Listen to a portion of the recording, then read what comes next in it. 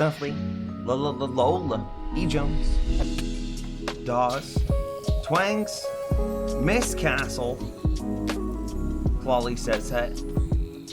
Thank you guys for being here at the top of the stream, which is 2 hours late, but that's okay because, I had to wake up super early to go to the DMV. So Monday, on my 30th birthday, which was, a month and a half ago, 2 months ago now, on my 30th birthday, my license expired. Hang on, the music's a bit loud.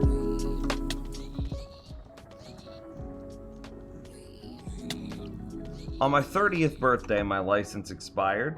Not a big deal.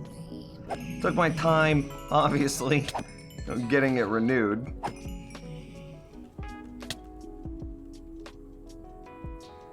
Was trying to wait out the pandemic because, the DMV is always just jam-packed full of people, and I'm like, oh god, this is not a good idea. Well, I couldn't wait any longer. So, it's like, okay, here's what I'm gonna do. I'm gonna go to the DMV very, very, very, very, very, very early, so that way I can be the first person in line, and that way...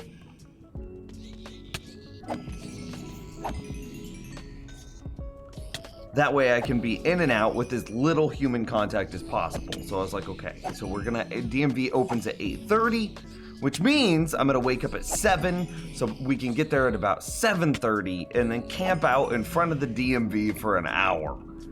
Well, everything went according to plan, and I was still 5th in line. Ugh.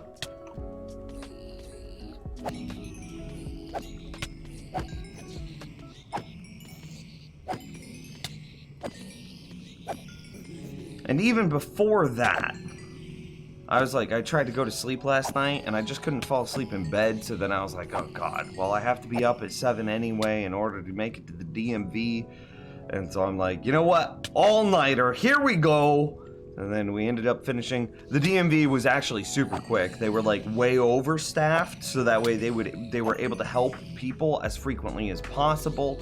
It was a very good and socially distant environment. They were alcohol swiping everything down. It was great. Super great.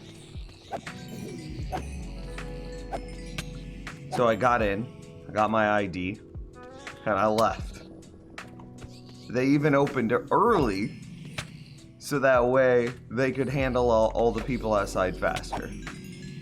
So I was in the DMV. They opened at 8:30, and they opened the doors at like 7:55. Shout out to the people in the Kansas City DMV. Oh well. So fast forward like 20 minutes later, boom, I got my ID up to date and I'm out. Which was kind of a problem, actually, because I also needed to stop by the bank and stop by a store to return a product. And the bank didn't open until 9 a.m. and the store didn't open until 10 a.m. It's like, what? Well, I got out of the DMV by 8:10. The DMV's not even supposed to be open until 8:30. So it's like, okay, I gotta turn around, go home, gotta chill for a bit. I can't go to sleep at this point because I still gotta hold out until at least 9:30 so I could go to the bank and then drive to the store. So we ended up doing exactly that. I had to hold out, and now finished up at the bank, finished up at the store. It's now 10:30, and I'm like, oh God, I'm so sleepy at this point. So then I took a nap. And then it was like, well, I need to get up by 2 o'clock so I could stream. And then I realized, oh God, I'm real tired. And so then I'm like, you know what, we're just gonna have a late stream start today. So thank you for your patience and understanding. What playlist is this? Asked E. Jones. It's one I've been working on. It's the Nims-Fi. Instead of lo-fi, it's the Nims-Fi. LOL. That's what it is. And the DMV was super efficient. Like, I got in, they opened the doors, like I said, at 7:55. They're not supposed to open up shop until 8:30. And then they were like, you know, there's like 30 people outside the DMV at this point, you know, at 7:55, 35 minutes before they technically open. There's still like 20, 30 people out there. I was 5th in line, and they're like, okay, everybody that's doing something vehicle related. And then everybody started like raising their hands and whatnot, and they're like, okay, in order, vehicle related things, come on in. We can, and then there was somebody at the door that was like, okay, 1, you go here, 2, you go there, 3, you go there, 4, 5, and 6, socially distant in lines, we have markers on the floor. And it's like, okay, cool. And then everybody else, stay outside, damn it. In the rain. Don't care. And then, I don't know, 5-10 minutes later, they go, okay, everybody for licensing, come on in. 1st, 2nd, 3rd, and I'm like, well, I was 5th in line, but then the 4 people in front of me all had to do something car related, so I was suddenly 1st in line. And so I'm like, well, I think I'm 1st. And so then they're like, okay, you're gonna get helped here, you line. And it's like, all right. So then I just went in, and as I walked in, the DMV lady was alcohol wiping down the entire station. And it's like, okay, pretty cool. This is the most efficient DMV experience I've ever had in my life. Hey, thanks, E. Jones. I appreciate it. It's been carefully cultivated. Okay, obviously I AFK'd for some time here. I wanted to prove that being out of hunger is not a death sentence in hardcore. I did also AFK, and I swear it was in my full armor, but apparently I forgot to swap out the elytra at some point. And we went from level 440 to 528. Chat room, we gained 88 levels. What DMV? One of them in Kansas City. I'm not gonna tell you the specific DMV I went to. Obviously, I went to the one that's closest to my house. I'm not gonna be like, oh yeah, no, I live within a mile radius of this guy.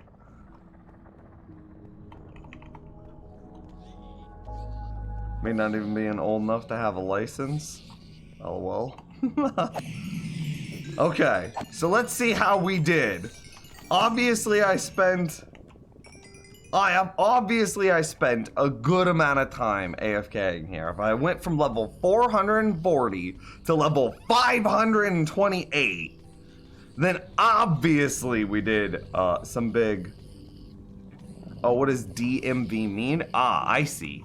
DMV equals Department of...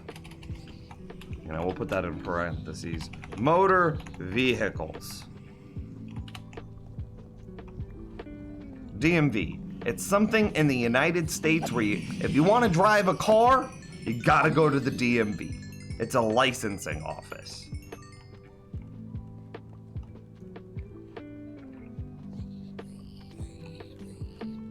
Anyway, 440 to 528. It's a wild amount of experience. Let's check the nuggets first. Yeah, pretty much to be expected. Expected. How deep do you think this is gonna go?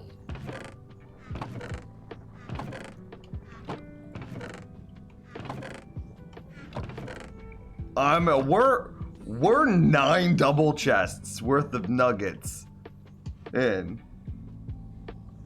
It's like DVLA, but American. Hey, what's DVLA stand for?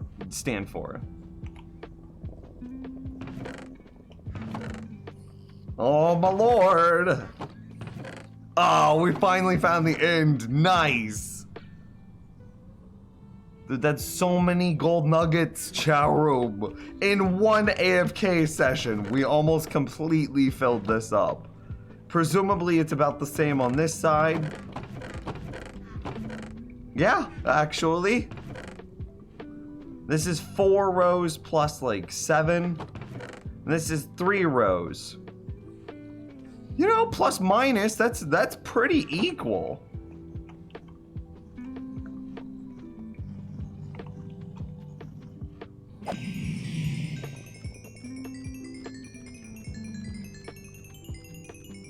Over into the second half. Well, these are independent of each other. These nugget stations. So basically all the nuggets that drop on the left side go here, and all the nuggets that drop on the right side go here. So they don't store into each other.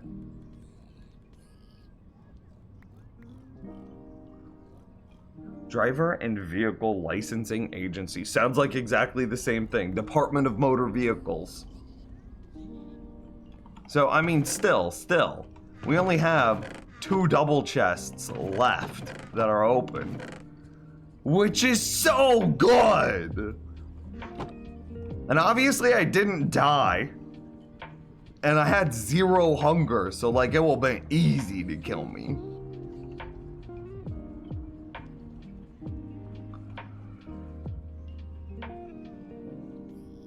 Perfect, man. How's it going, dude?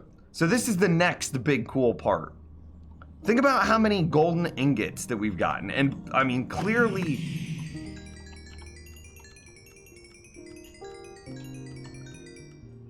Well, watch this. We've got 2 gold ingots. I'm gonna skip them in line. And now we should be able to hear Piglin admires item. Keep watching down here, the caption system. It'll end up saying something like dispensed item, and Piglin admires item, there it is! Woo! Piglin admires item again, there it is! Again, there it is! Again, there it is!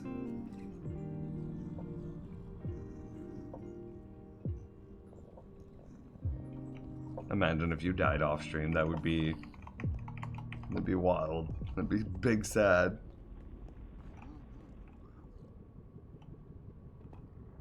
When you hit level 1000, you must sacrifice yourself to the lava gods with no armor or potions or anything to save you.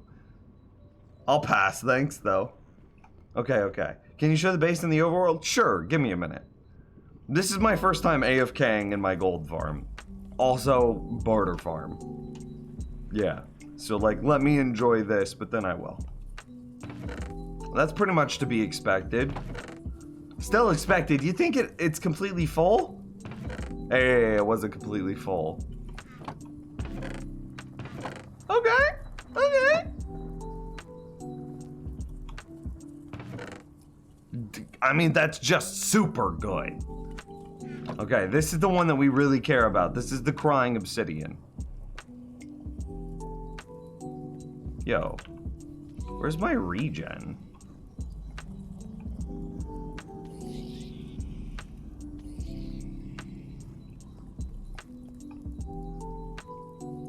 The beacon might need to get pushed in a little bit. Anyway, Crying Obsidian. This is the one that we really care about. How good is it?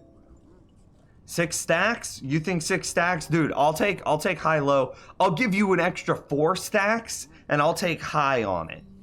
I'll say you get, if it's under 10 stacks, you win. If it's 10 stacks plus 1, then I win. Hey! That's like 18, that's 22 stacks plus 9. Woo! That's what we wanna see. Oh yeah!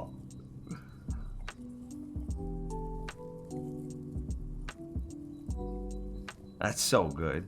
That's so good.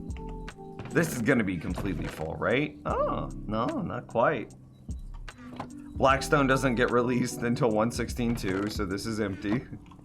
Ender Pearls, this has gotta be completely full, right? No! It's kind of interesting how many different things are like in the middle of their second chest.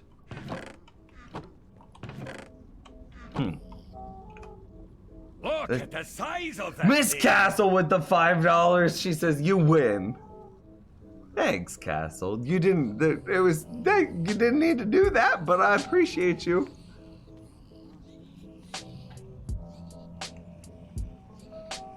This is one of the big ones. Okay, it's not in the second chest. Huh? Okay, okay. It's not great. It's not bad though. This has got to be full, right? No, just a chest and a half. Another one at the second chest. So many things are in their second chest. The ratios of these are very clear with each other. Very consistent with each other.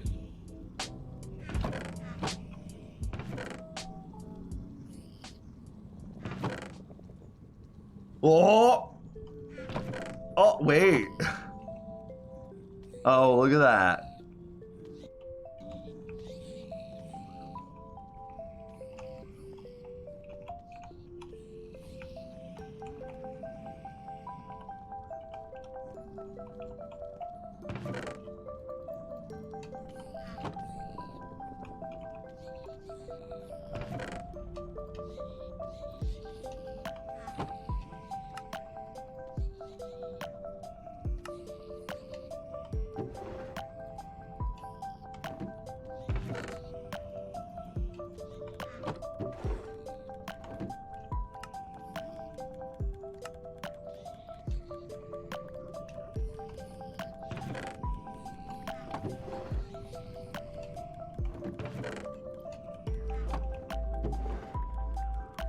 That's 64 per piglin.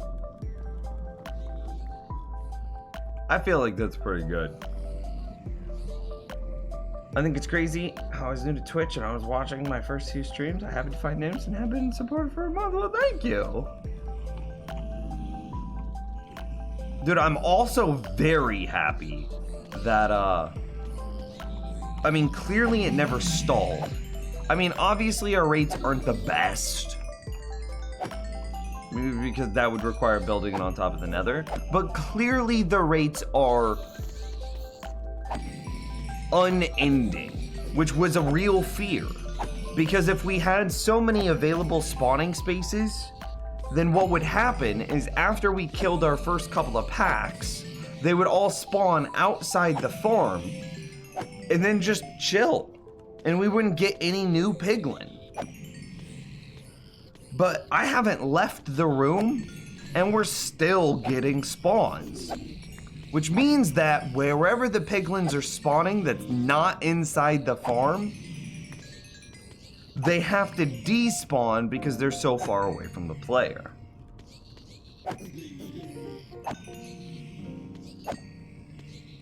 Texture pack, exclamation mark texture pack. It's the Vanilla Tweaks resource pack.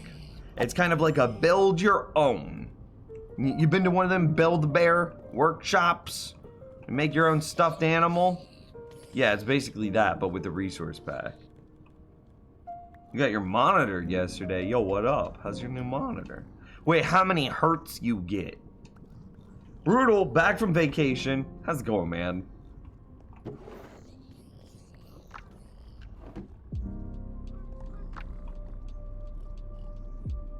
Piglin admires item.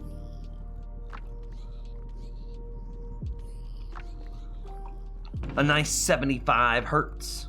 A nice 75 hertz. Very nice, my dude.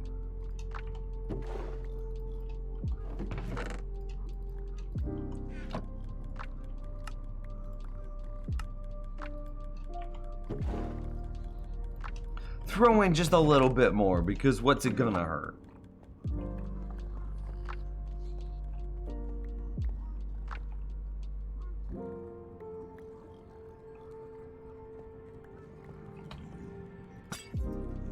Hell yeah, dude. I'm so happy with how this turned out.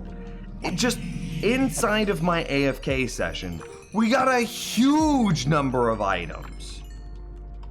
Which just came from gold ingots. Like, look at this, dude. That's so good. And I didn't do anything other than AFK.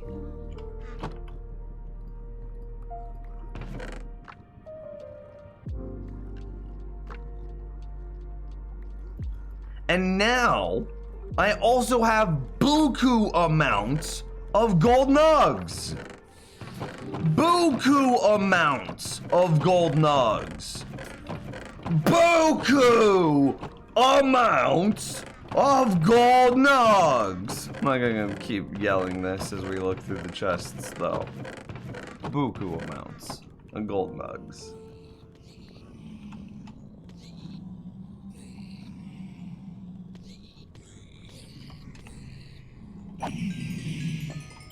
And I can take all those gold nugs and I can combine them together inside of my crafting bench and make even more gold ingots to supercharge the barter system, which we can do because we made 4 piglins to be bartered with. Not just 1, not just 2, not just 3, but 4!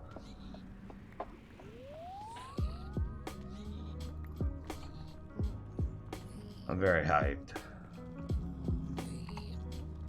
Can you tell?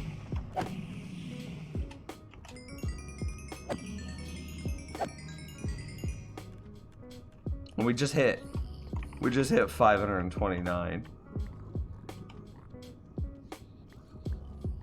Make more than 4? If I were to make more than 4, we'd be going out to 8. We have to double every time. And you know what? As I just dump gold ingots into this, I think there might be a real argument for 8. Excuse me. I like stretched and yawned at the same time, and it made my like chest feel funny.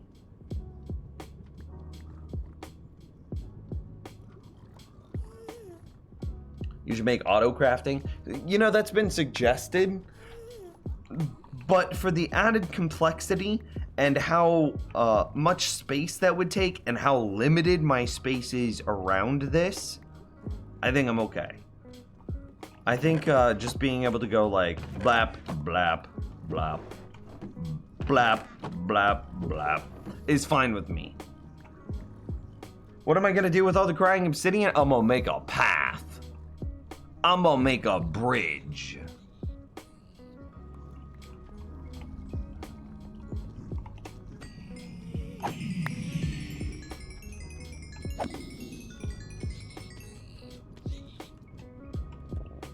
Do I hear gassed? Yeah, you might.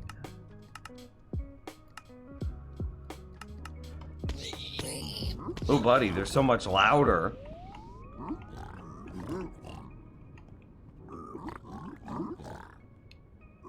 Don't forget you're gonna need glowstone for respawn anchors too. Yeah, we're trashing all of our glowstone right now, I'm gonna be honest with you.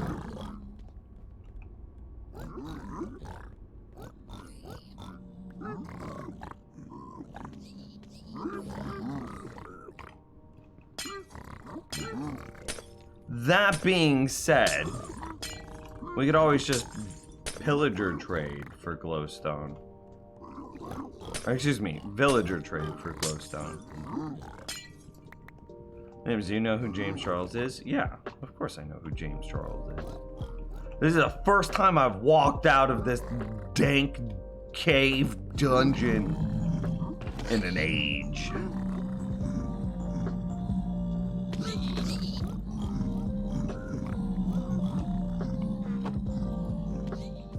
Why would you need respawn anchors? Because pretty lights, I'm gonna try my hand at aesthetics. Woo! Spooky aesthetics by Nims. Okay, overworld base. LOL.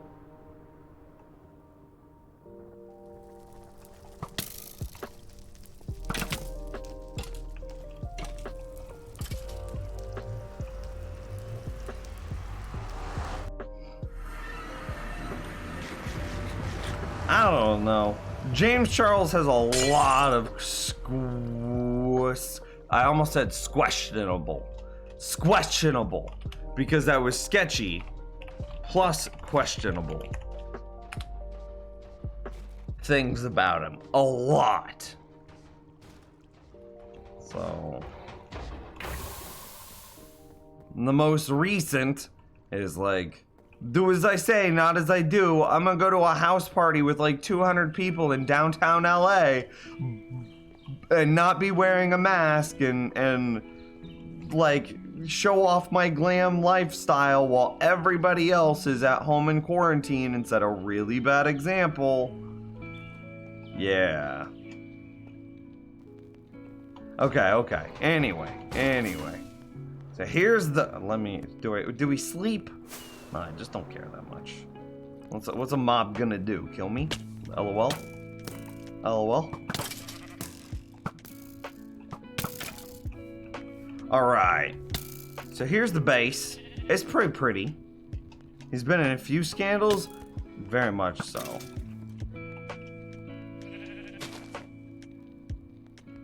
So, sketchenable is what I'm gonna call that. He's sketchenable. It just sounds like I'm drunk. Sketchenable. That's sketchy plus questionable. And that's a lot of smoke for there to be no fire. You feel?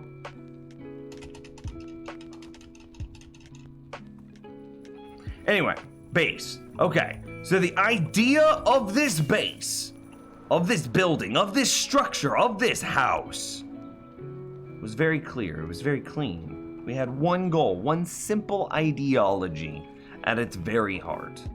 And that was, I wanted everything possible to be farmed and accessible from inside one structure. One structure.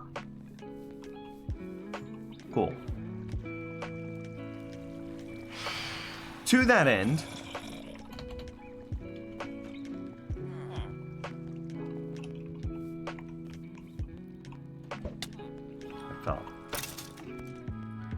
he's only just turned 21, but you're right, he has a mass platform to set a good example for it. He does, and he's failing a lot.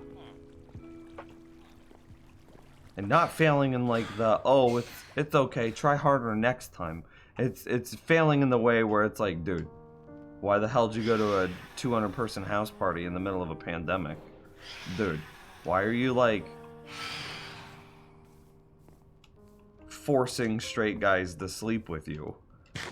Like, that's a no-go situation. Yeah.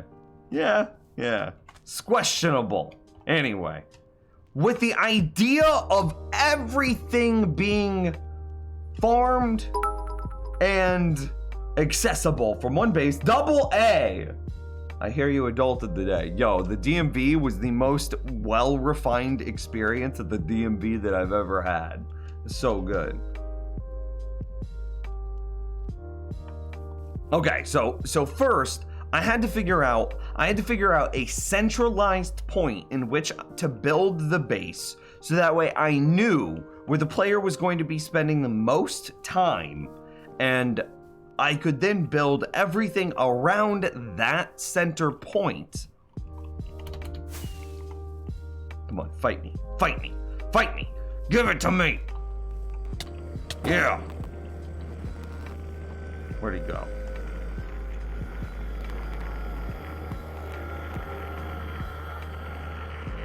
I don't know where he went. I needed a center point because player positioning matters. For example, the Darkroom mob farm. You need to be at a certain distance, but not be at a certain distance in order to get the mobs to spawn out of the Darkroom mob farm. That's, oh, I see him. We're gonna get him. Blam. Blam. Oh, he moved. He juked me. Well, good jukes, dude. You still died. All right. So it was very important to know where that position was, so that way I could build things like the Darkroom mob farm, which requires a very specific distance away from the player. So the first thing that I found, and the thing that is at the very heart of my entire base, is just this one little lad.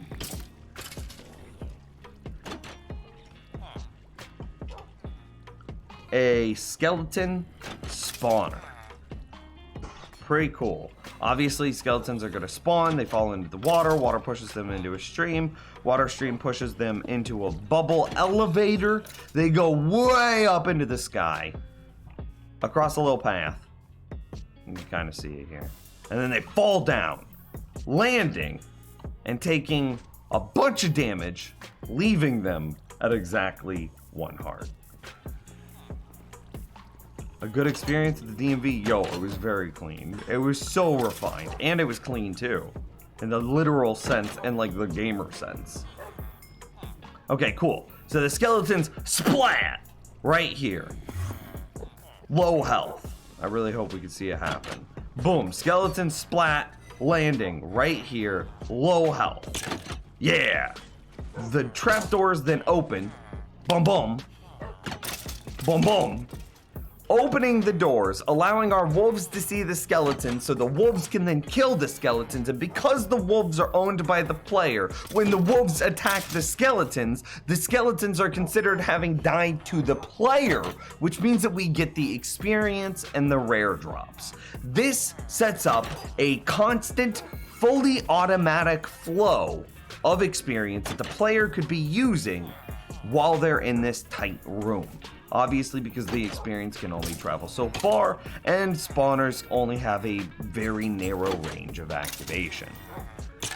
Cool! Now I have this fully automatic flow of experience moving towards the player, even when the player is moving, even when the player is AFK. So I can use this flow of experience to do some pretty sick stuff. An easy example is this is a cobblestone farm. Easy. Right? But you're like, Nims, what if your pick breaks? But I'm like, hey dude, my pick will never break because it's got unbreaking and mending on it, and even while I'm AFK chopping down breaking cobblestone, the skeleton experience farm over my left shoulder is going to be giving me experience, which means that it's going to be repairing my axe, which means I never have to worry about my axe breaking. Yo, what up? Don't at me. Let me find my water bottle. Fill this hydrate.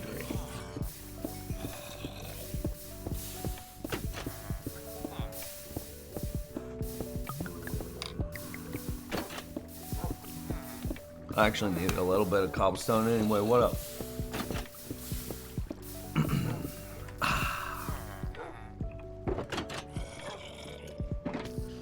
Cool. There's also an even cooler thing that we can do. And we can use this in conjunction with some saplings.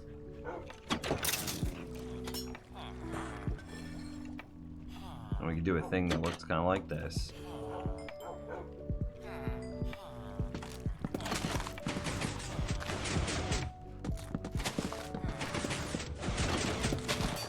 Brutal. Have a good night.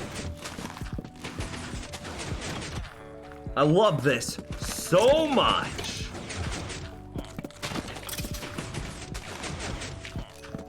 And again, I don't have to worry about my axe breaking because the experience from the skeleton experience grinder is more than enough to keep my axe totally repaired even while it's actively being used.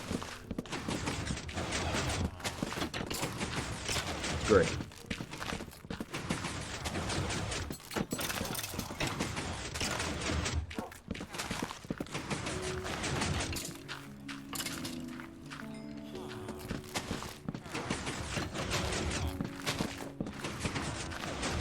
Also, for the record, really enjoy the slime blocks that the honey blocks that we use in place of the slime. I think it looks pretty cool. Do you have a YouTube? Yeah, I actually do. This video went viral, actually.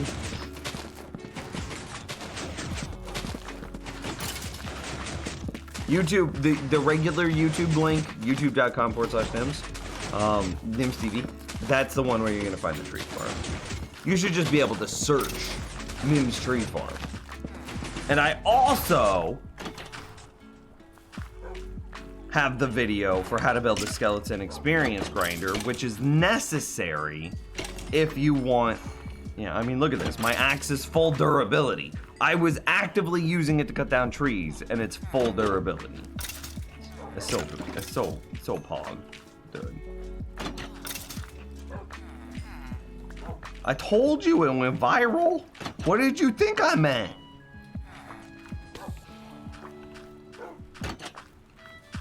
Okay, cool. So now, because the skeleton experience farm has such a tight activation range, and we've now established that it's very good to use this while AFK, you know, you can also set up a fishing farm even after the 116 nerfs. Hey, they're still pretty good to set up, and it's a decent amount of experience, right? You've got the experience from the skeleton experience farm being just as consistent. It is my rock. It is my comfort zone. And then you combine that with the experience that's generated by fishing, and you've got a decent little experience farm, right?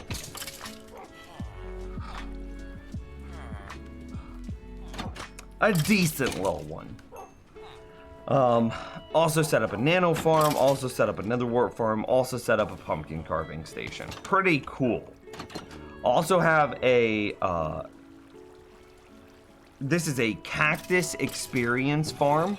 So we've got some cactus storage. What was supposed to go in this barrel? I don't even remember. Kelp, maybe? Anyway, we smell some cactus, get some experience loaded into the chest. I'm gonna pull the lever. Pull the lever, Kronk. Wrong lever. Lola. Well, good luck tomorrow. You know what? That wasn't all that much experience, but in the grand scheme of things, it actually kind of was. The fact that it even dented my experience bar is impressive.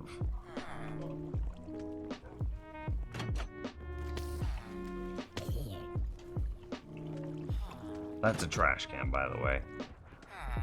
Okay, so we've got the cactus experience farm thing, which was one of the last things we made in the overworld. We've got, you know, a bamboo farm that provides the fuel for everything. Dark room mob farm, like I said, which is super impressive because not only does it do your standard mobs like zombies, skeletons, and creepers, but if we chill, we could also see it work on things like spiders and endermen. This one farm can do everything. Think about the hitbox of a spider. Think about the hitbox of an enderman. There was a spider. It can do it all. zombies to creepers to skeletons to witches to spiders to endermen to zombie chicken jockeys to spider skeleton jockey. Everything. Yeah.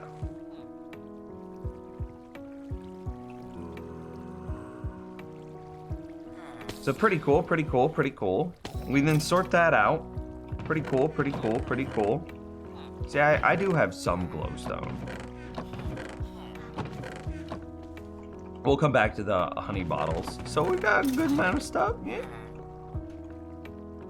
We're gonna move through this a little bit quicker. Sugarcane farm for pretty obvious reasons. This is a potato farm. This is a carrot farm. I got Enderman in there just big chilling. I'm a little annoyed by it, but I don't know what to do about it. I think we have to lower the roof, which is pretty sad. Who do you make that? Is there a tutorial? You mean, how do you make that? And what is that? I've now shown you a lot of things. Which one are you referring to? Anyway, potato farm, carrot farm. But if you notice, and the reason we have exclamation marks is because of our texture pack, for the record, telling us which crops are fully grown. The mob farm? Yeah, there is a tutorial. There is a tutorial, again, on my YouTube page. Exclamation mark, YouTube. Okay. So obviously we have this potato and carrot farm, which uses a starving villager with a farmer. The farmer tries to hand off some stuff. We intercept it with a hopper minecart. And then the starving villager stays starving, so the farmer keeps trying to feed him, and we end up getting, you know, ridiculous amounts of potatoes and ridiculous amounts of carrots. Okay, cool. But if you notice, there's also beehives inside of this farm. Beehives. So not only is it a potato carrot farm, but it's also a honey farm. So the reason that we did that is bees, whenever they become pollinated, will drip pollen, and then that pollen will act like bone meal, super accelerating the growth of the crop it lands on. So by putting the bee farm, the honey farm, inside the potato carrot farm, we're improving the rates of the potato carrot farm ever so slightly. Because the bees are bone mealing the plants for us. Big brain.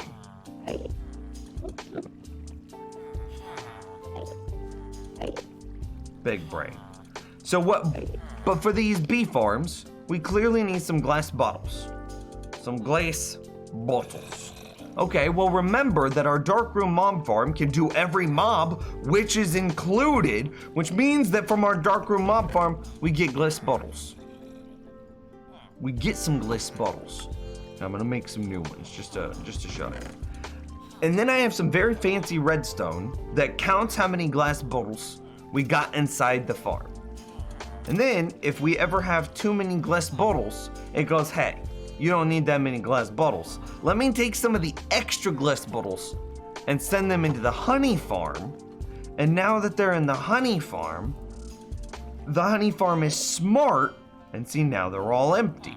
So the honey farm was pausing and it was like, hey, we need some more glass bottles.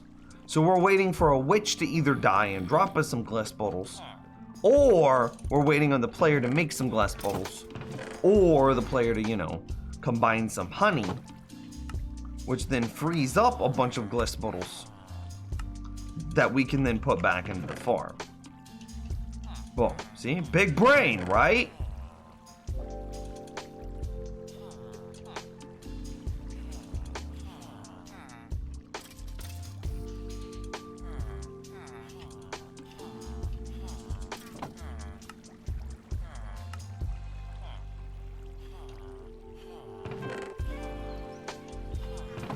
Now we gotta put more glass bottles back in. See, easy peasy lemon squeezy. And now these glass bottles are being perfectly distributed from our one chest into 4 different beehives. And the beehives are smart because the bees are smart and my honey farm is smart. So that way it never, even if it runs out of bottles, it's like, hey, that's okay. I ran out of bottles. Hey, you get to me when you get to me. it'll pause. It's smart. And then whenever it's like, oh, you got me them glass bottles I was asking for? Thanks, dude. And then it unpauses. It doesn't break like practically every other bee farm out there. The thing doesn't break. It's smart. I built Nims's mob farm, skeleton farm, and tree farm. They're the best. Hey! Bruh, for real, on my 4th hardcore world in the last week that I'm about to start, I'm gonna try and include all your farms. Hey, this is my 4th hardcore world. Have you made a video on the bee/food farm together? No. The bee farm I'm really proud of. I really need to make a video for the bee farm, let's be honest. And I did get your hydrate. Save the salt. I appreciate you. What else do we have? This is just like a little mini furnace array. Bunch of villager trades, so that way we could take, you know, because we get the rotten flesh right here. So then we turn around and we're like, okay, rotten flesh, give me whatever you want to give me. That's our bedroom. This is the fishing farm storage. So this is where we get to do super broken things, like take a single fish and turn it into diamonds. I'm gonna do this right in front of your very eyes, chat room. Don't blink, you'll miss it. Fish into emerald. Emerald into diamond boots. I just turned a fish into diamonds. We also have, so this is what, salmon, cod, tripwire hooks, ink sacks, feathers, string, leather, clownfish, pufferfish. Is the one that you posted 3 years ago the one that you're using now? Yeah. This one, we modified it slightly. It's a little bit better now because it processes spiders even quicker, but it's still, you know, the same thing.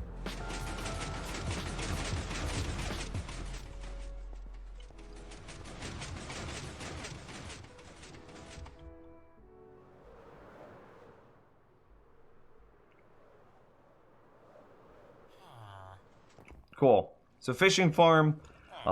We also have an iron golem farm that's feeding iron right here, and we could trade the iron against these guys to get a bunch more emeralds.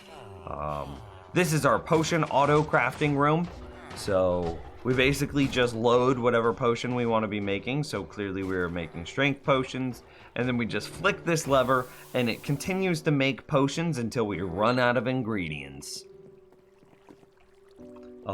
Just a storage room. This is the Iron Golem farm kill chamber.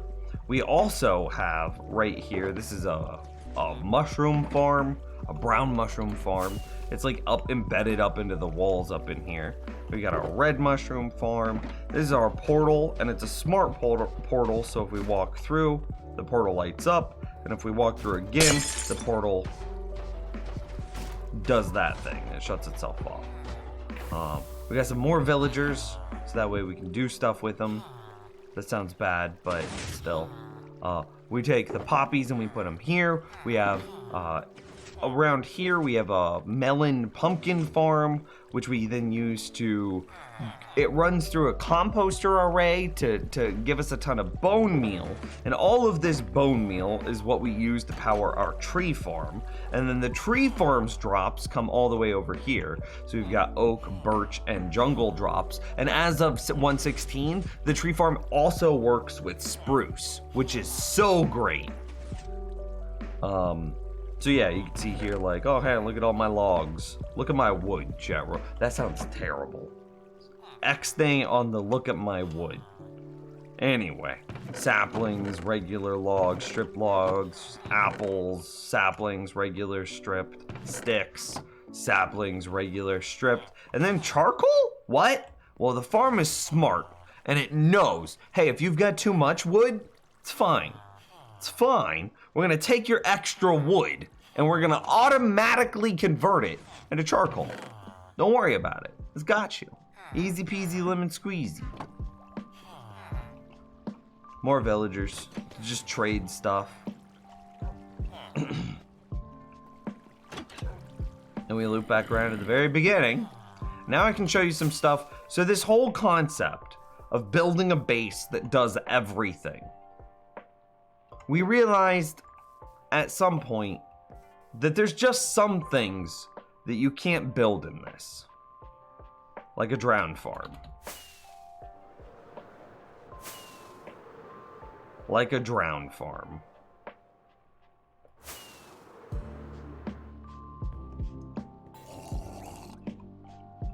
So the concept here is we're positioned over a river. A river. And I've perfectly matched that river with the water streams that are above us.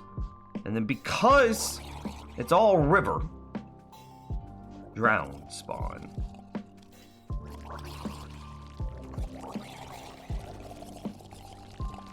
Look at that like blue outline on the glass. I've never seen that before. Kind of freaked me out. And then, because we're getting all these drowned boys to spawn, yeah, they see the turtle egg and they're like, yeah, let me step on it. They got like one of them step fetishes or whatever. They're like, yeah, let me step on it. Well, ha ha ha, joke's on them. It's fake.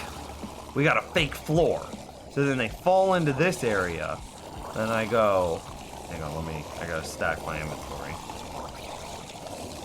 Then I go, swipe, swipe, swipe.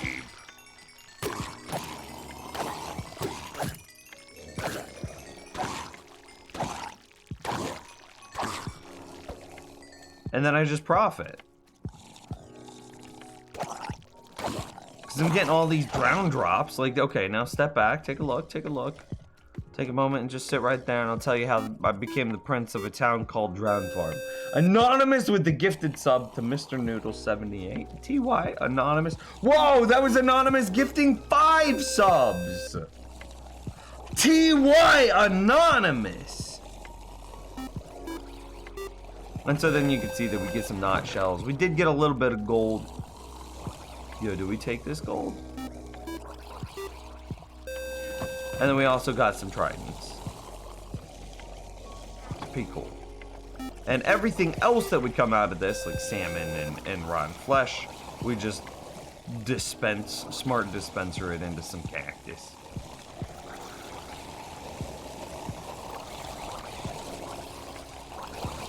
Dude, Anonymous with the 5 gift subs, thanks, my dude. Or m'lady, whoever you might be. Anonymous. But know that, like, I appreciate it. I appreciate that gesture very much so. So anyway, Drowned Farm. Pretty good, right? Yeah, it's alright. You can already see the beginnings of the next farm. Look at this square. Chat room, don't say it! Don't say the meme!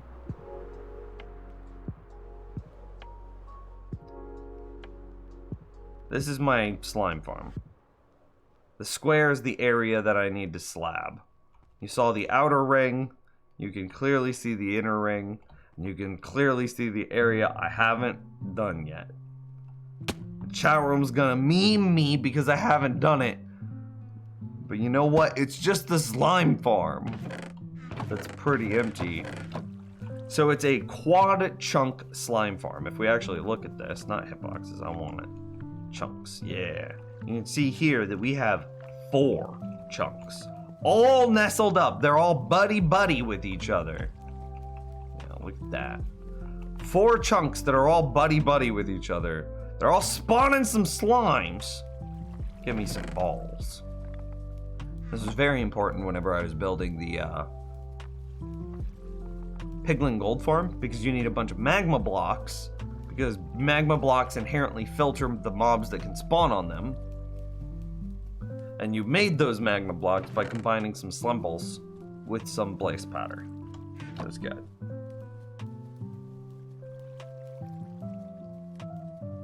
Any tips for new streamers? Yes, we'll come back to that. Let me finish this base tour real quick, okay?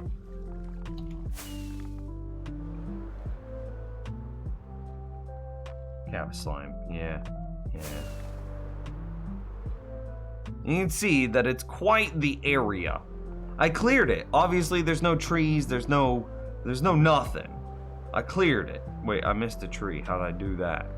Set it on fire. It was a great inferno. A fire that raged with the heart of 1,000 warriors. Burned brighter than the sun. We don't need those.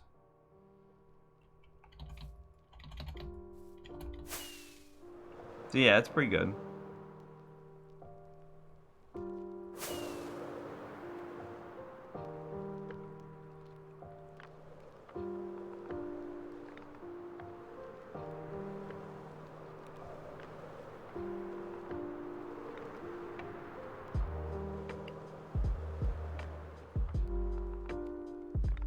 I think I've got one more thing that we need to go check out, and we're gonna use the Nether to do it.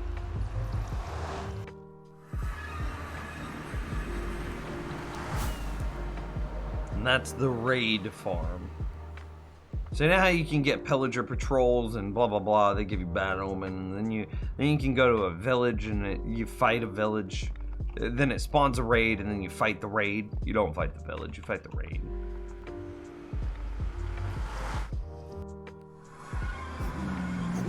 Oh, good lord! Whoa, they were angry! What even happened? Ah!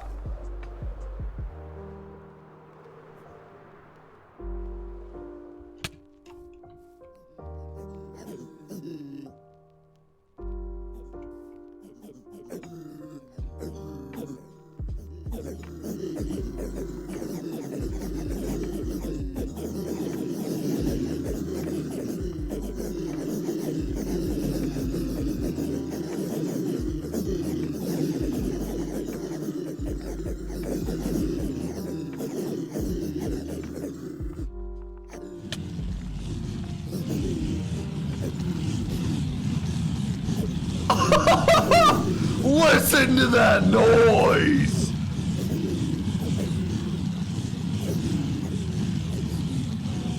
No armor, no bow. Not this many.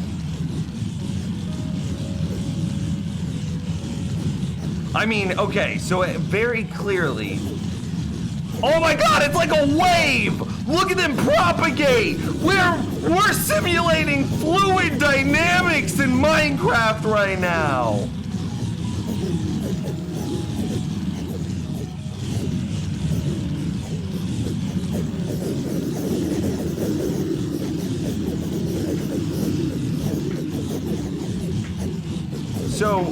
So what had to have happened here?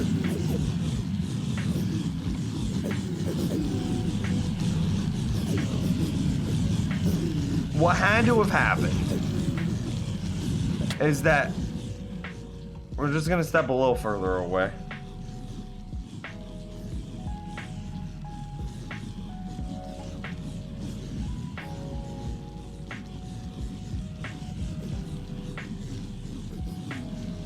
$50, no bow, no armor to fight it, dude.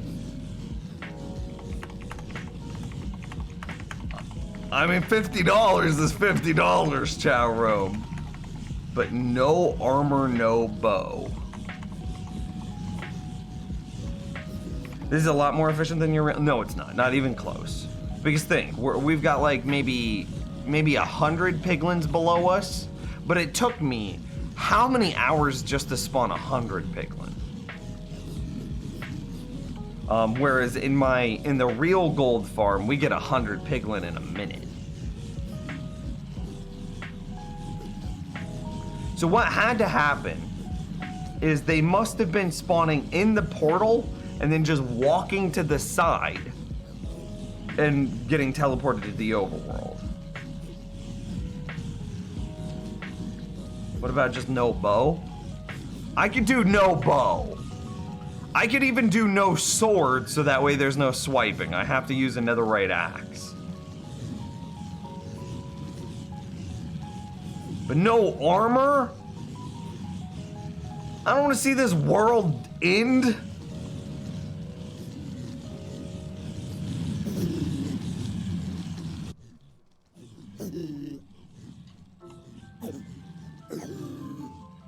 Seems like a booty hole.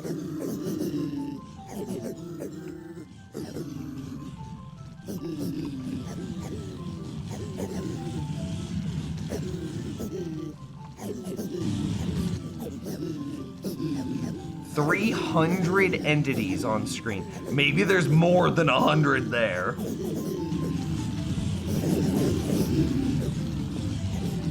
But why there's one portal out of all?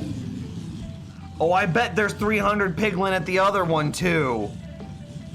We're not gonna go through that one. We're gonna fly there.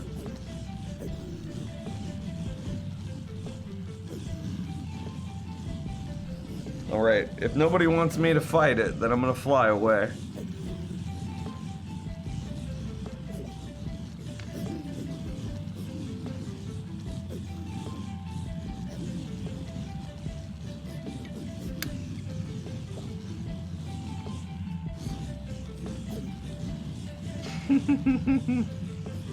Shoot one arrow into the middle.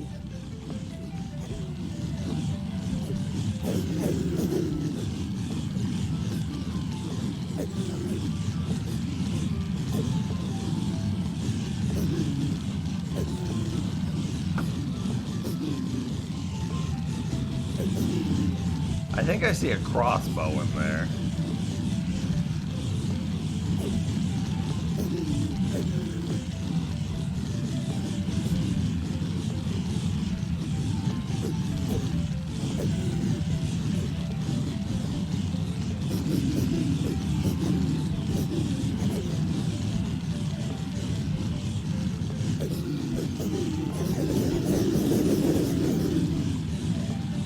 Gonna get loud for a moment. Oh my god. I still have my elytra on, so as long as my reflexes aren't terrible, I should be able to fly out. And they're not cramming, so I won't immediately take 1 billion damage.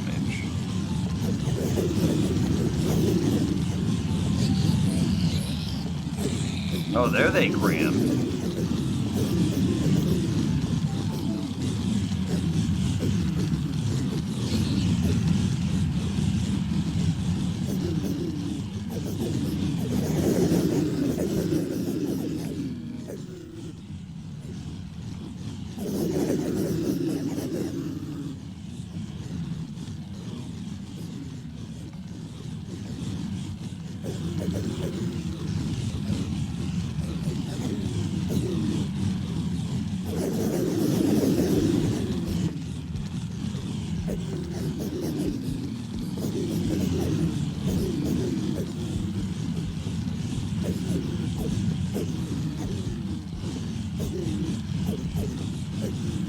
How did this happen, dude? This is wild.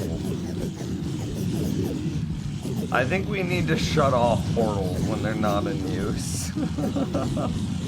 I got your hydrate. I'll take another one just for, here, let me put up my ender pearls.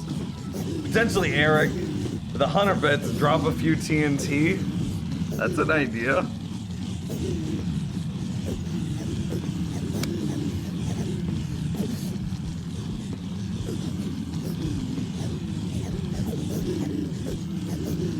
Hey guys, do you think a zombified piglin is grunting angrily? If he fights, he's pretty much dead. LOL.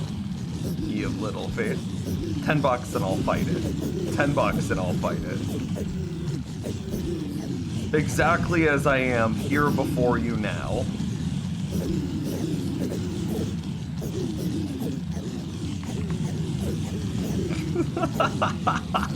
Plenty are fighting angrily.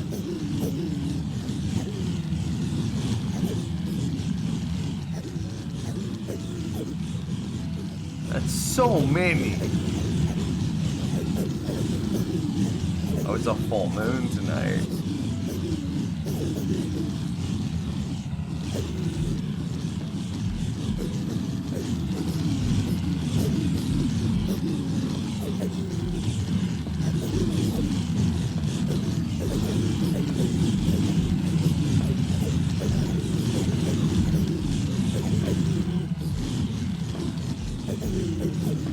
come on this side, guys.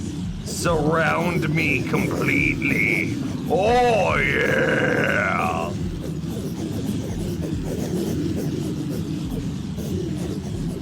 I'm in the eye of the storm. First time on stream? Hey, I'm level 529. I know what I'm doing. I'm a professional. You guys have until morning to decide.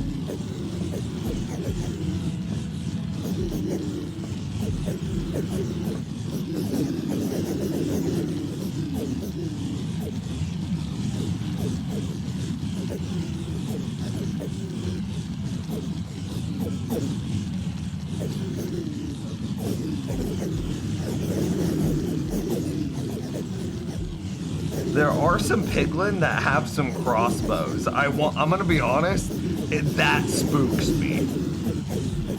Look at the size of that thing. So it begins. Hang on. We gotta change something. We gotta get some. How dank do you want the battle music to be? Wait. I gotta find some good battle music.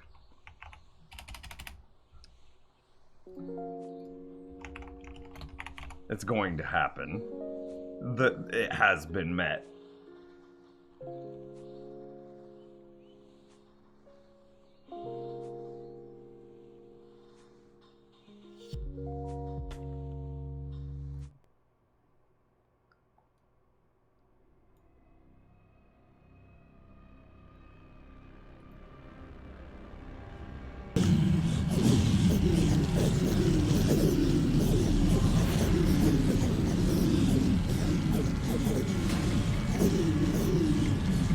Okay, are you ready, chat room?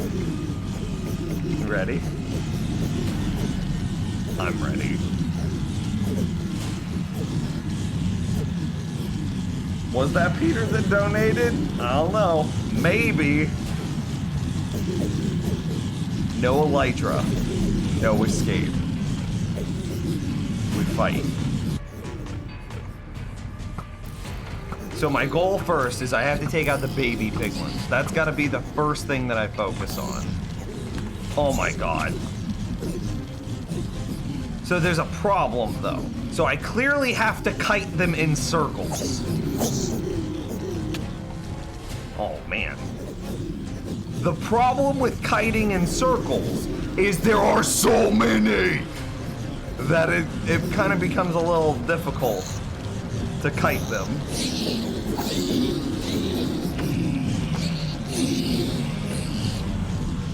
Like, look at them. They're doubling back on themselves. I'm gonna preempt. I'm gonna pop a potion of fire resist.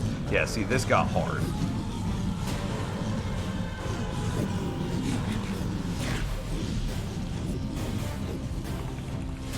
Jump at me! Look at the size of that thing. Someone donated $10.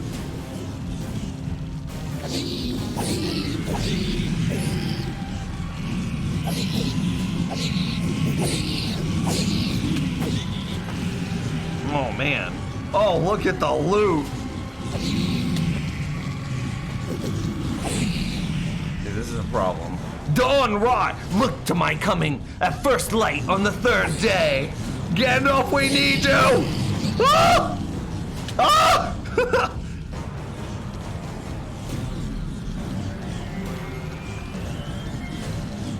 I'm dual wielding totems right now. I'm a little spooked.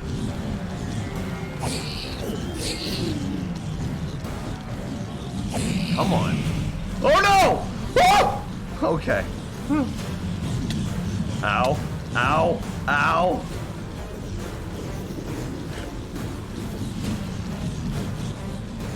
I don't even know if we put a dent in it yet.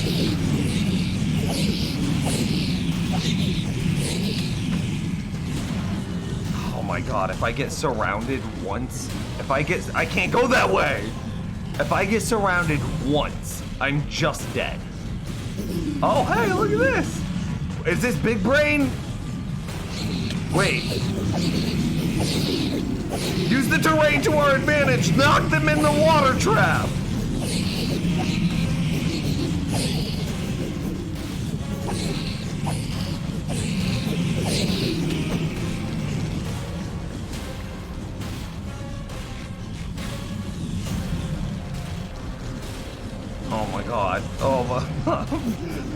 I'm so dead. If they no, let me jump! Stop! No!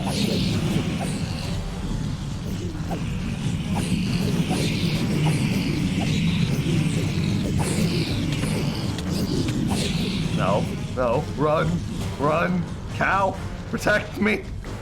Bessie, help! Why did a sheep die?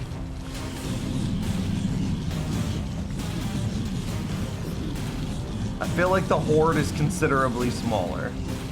I don't know if that's just because the horde is... Oh god, they've all escaped. No!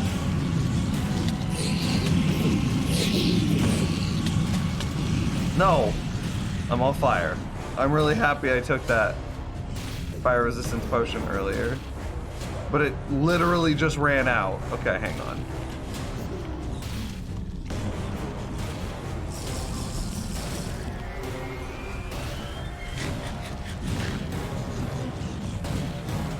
Oh my god, there's so many! I wanted that gold.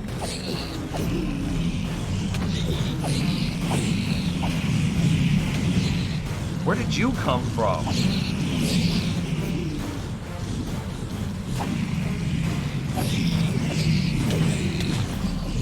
Jesus!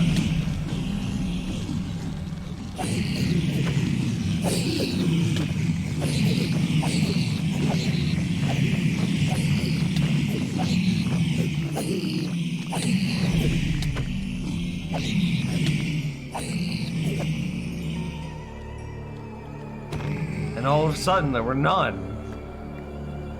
Wait.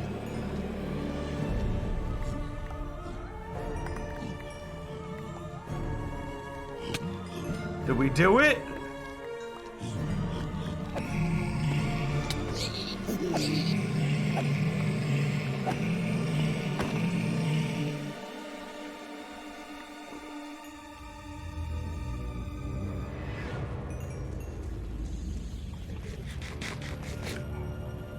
How many just went through the portal, though? It might have been a lot. I don't think we can say we did it until we portal check.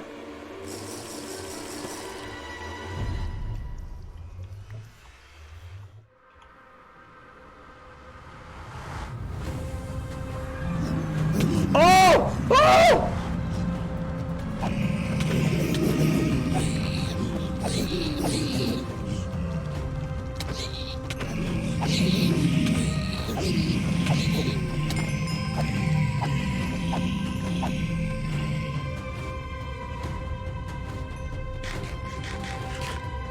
Okay, now do I get to say we did it?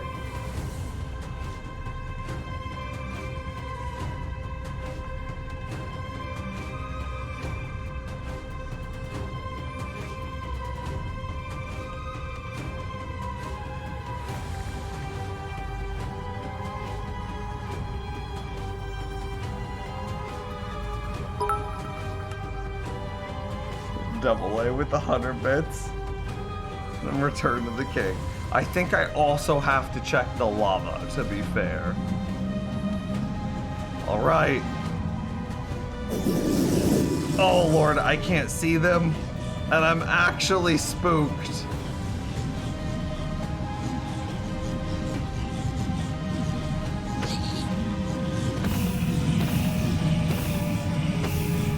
It wouldn't be fair, right?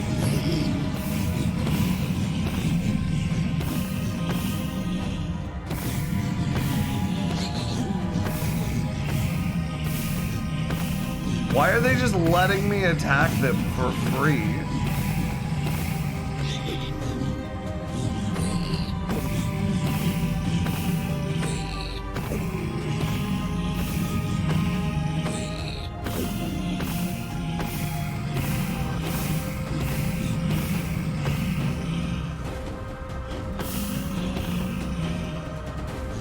This is so creepy, just mobs appearing in the darkness.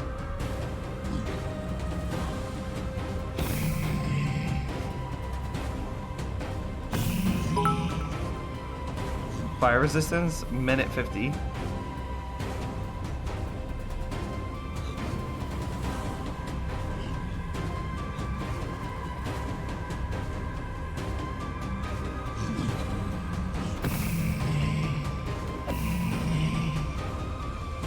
I think I've done all that I can.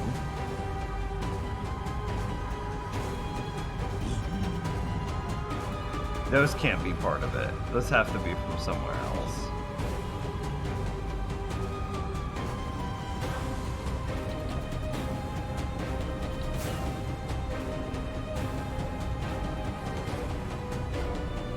I'm calling success.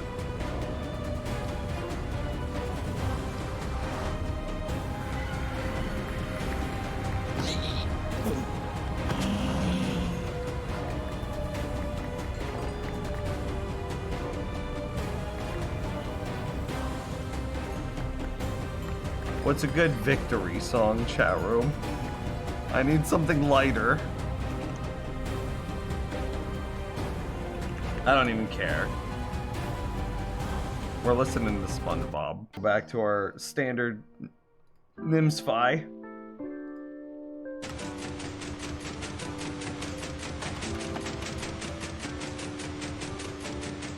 And with everything that entails, you get crazy amounts of emeralds, you get crazy amounts of totems, you get crazy amounts of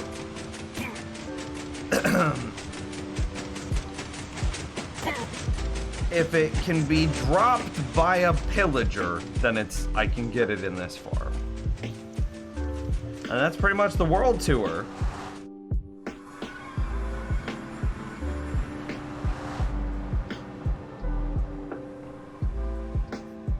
Oh wait, no, we have one more thing. I don't really have the rockets to show this though. We're out of rockets. That was the ultimate gold farm. Homeless troll with the $20. Dude, homeless. Thank you very much. I appreciate you. I forgot to drink my water. Well, looks like we're fighting a raid, chat.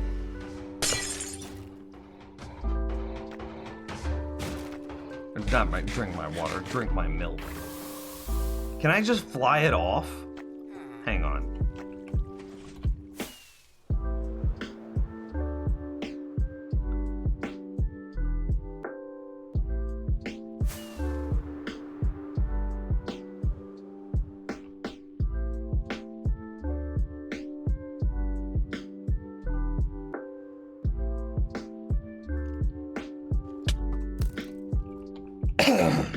I've got like a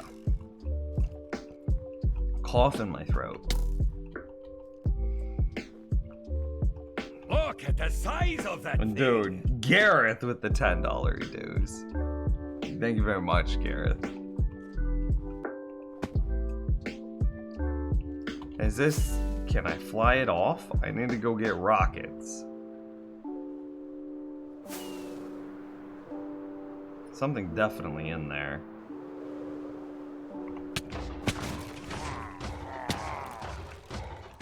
Can they attack and kill my villagers? No. No. What do I do? No.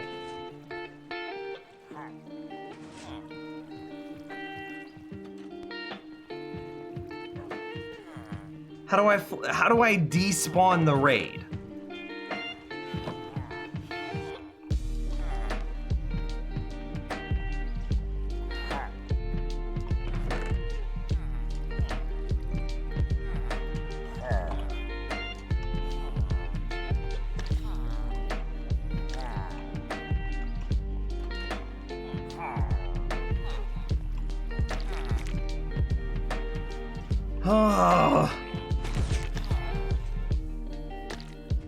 That was my... I mean, this doesn't even matter. Oh, I'm so angry with myself.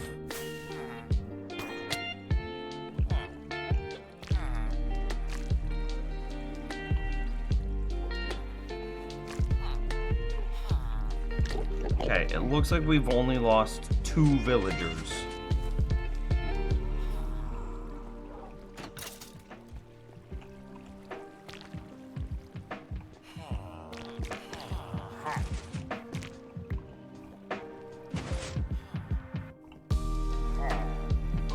Fly far.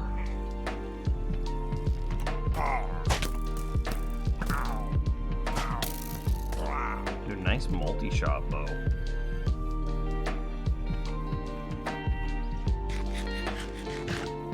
I think raids can't. Was it hard to get the yes?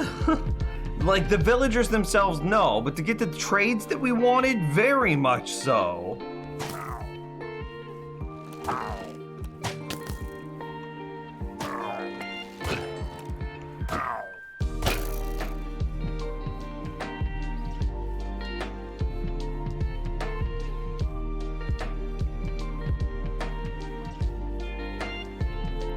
Damn, dude, I'm so mad at myself.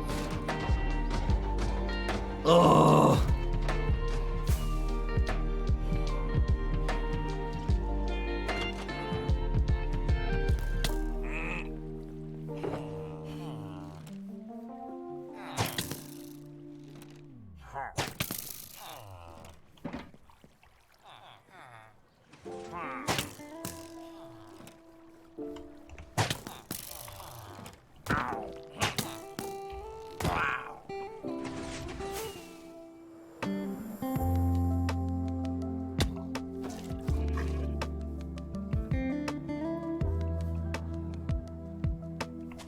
Do I have to like snipe him from this far away?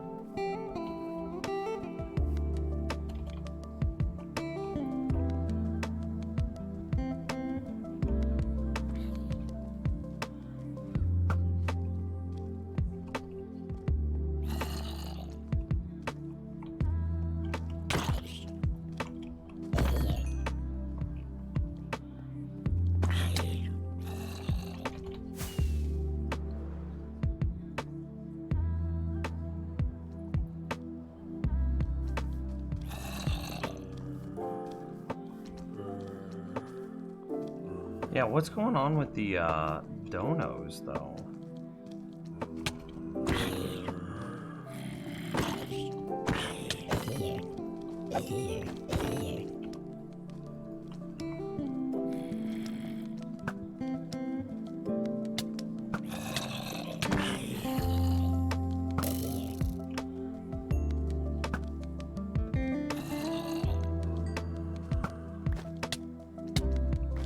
Well, I figured out the angle.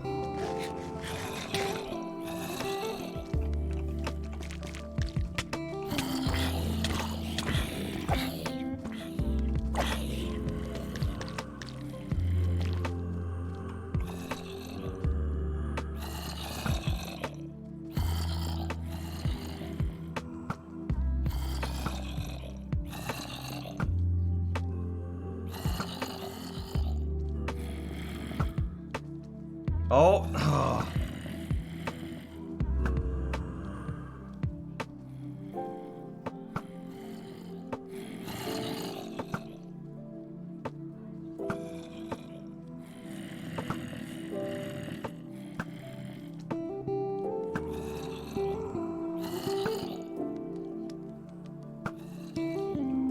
Come on.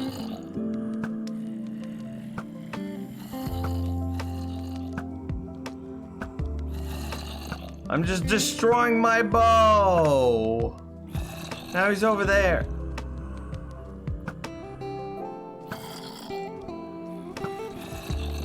Oh, I'm short.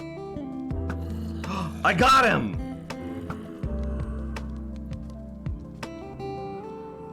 Oh!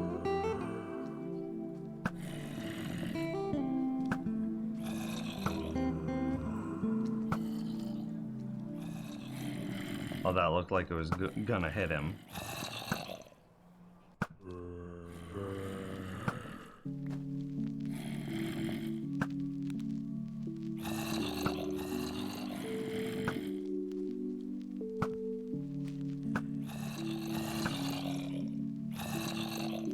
Oh.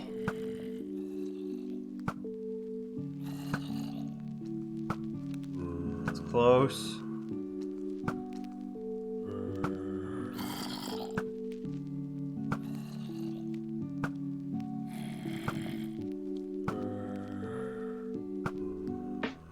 There's just, it feels impossible to time. That one was super close.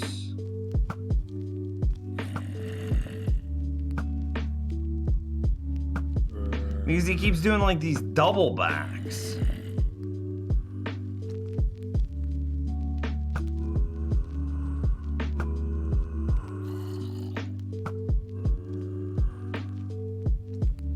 Come on, come back. Oh!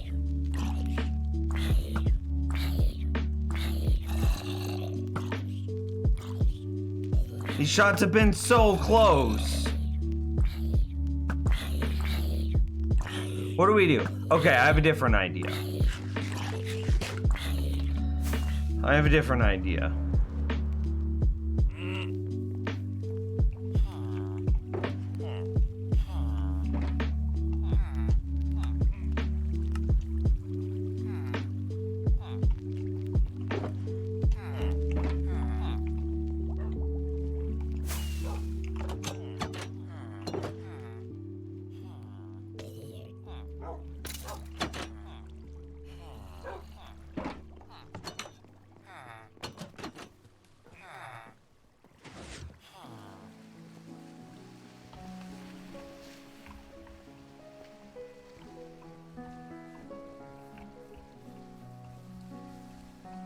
Oh, will you just chase me? Okay, this might work too. How far will you chase me? Will you chase me until we're no longer inside the raid area?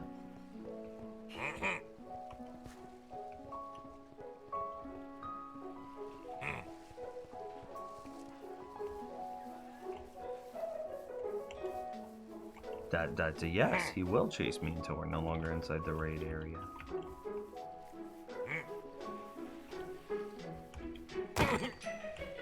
Okay, now I have Bad Omen. Now I can drink my milk. And clear my Bad Omen. I don't want this damn iron. I want this damn carved pumpkins. I'm angry. What?! Why is there a raid?!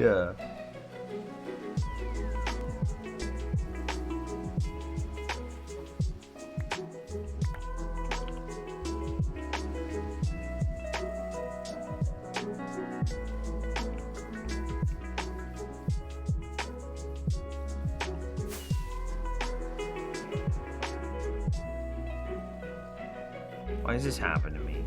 What did I do to deserve this?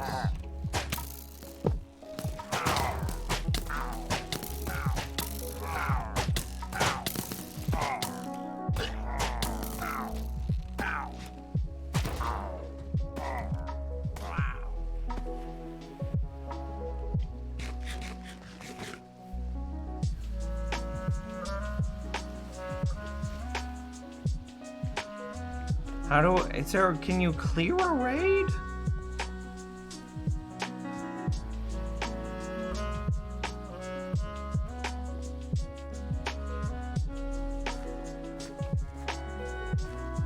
What do you do?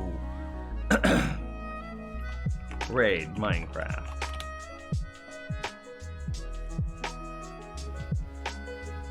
Spawning behavior, spawning.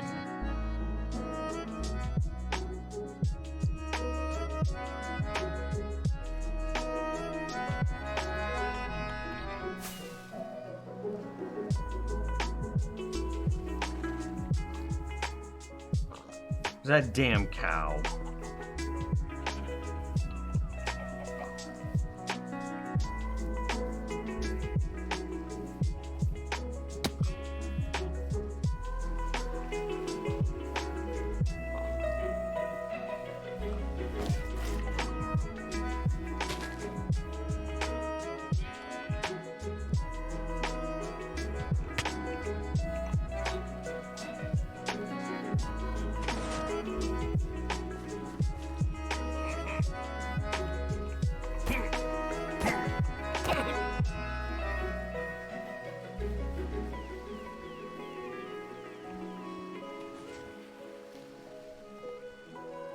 And imagine being a villager and you're just chilling, having a good day, and some dude just walks up to you and shoots you in the face.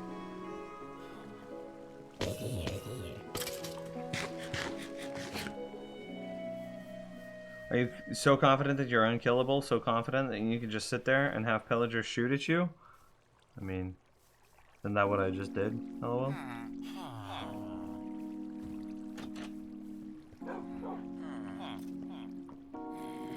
I just don't want Ravagers, because I don't know what Ravagers can break versus what they can't.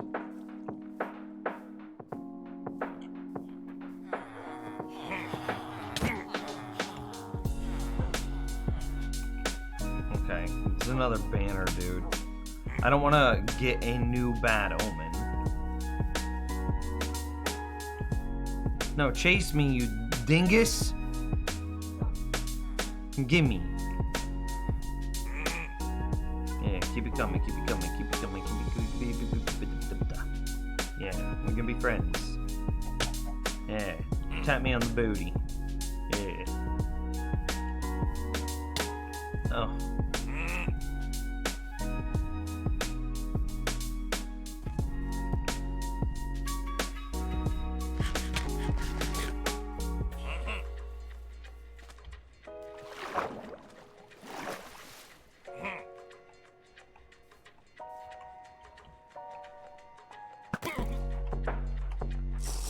Clear the bad omen.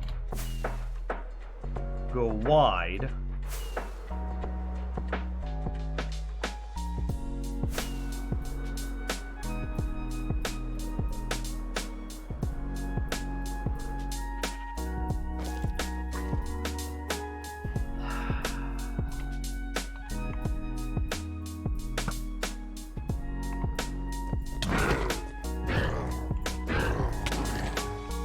Their hitbox is insane.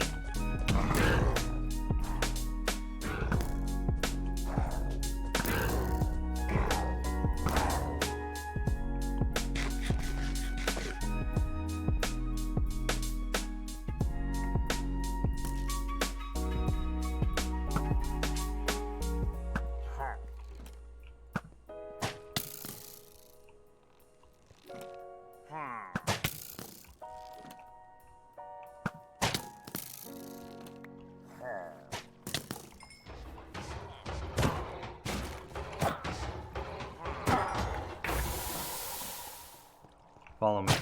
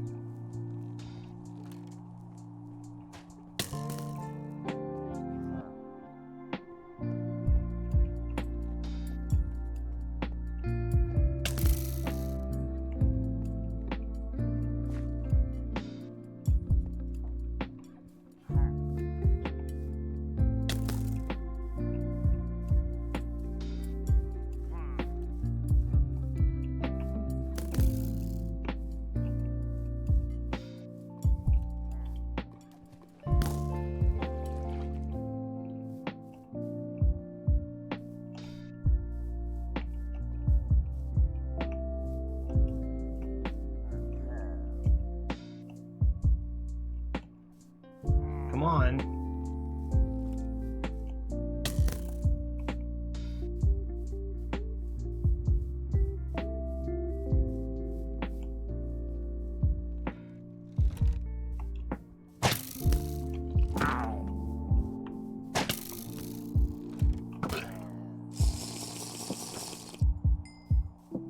Didn't I just pass a cow? Okay.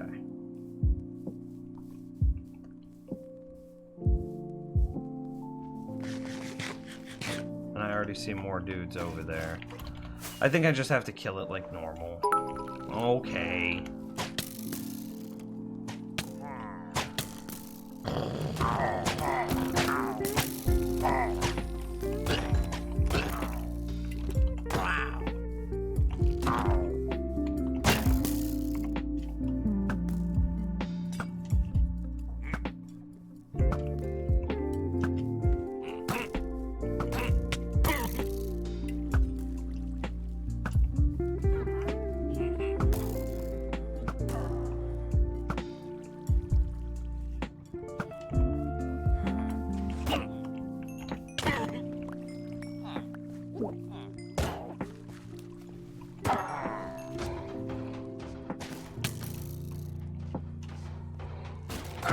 be the last dude. Damn it!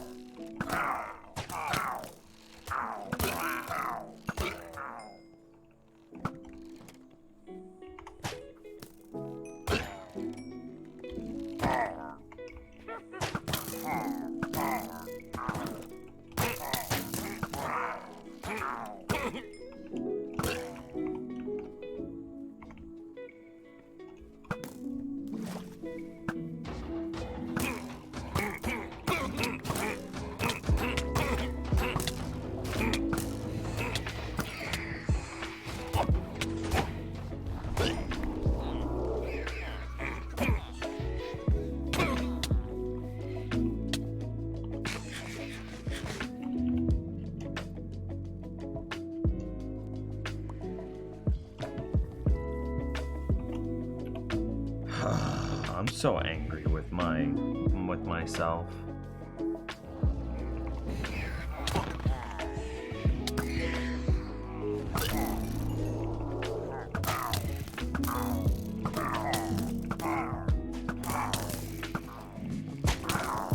Every one of these guys just that I have to kill just makes me angrier.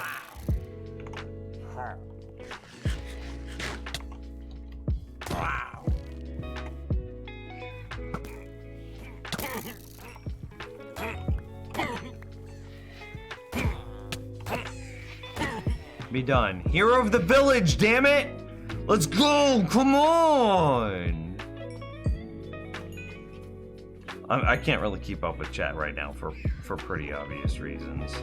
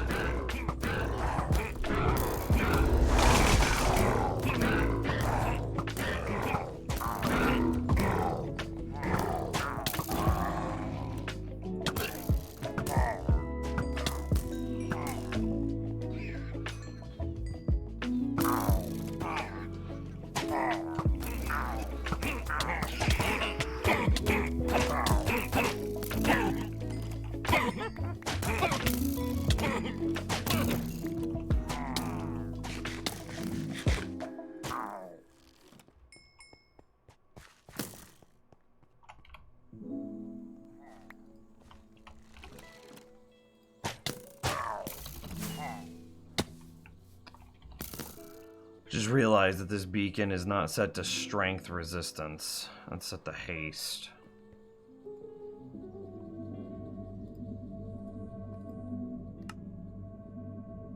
Or strength regen.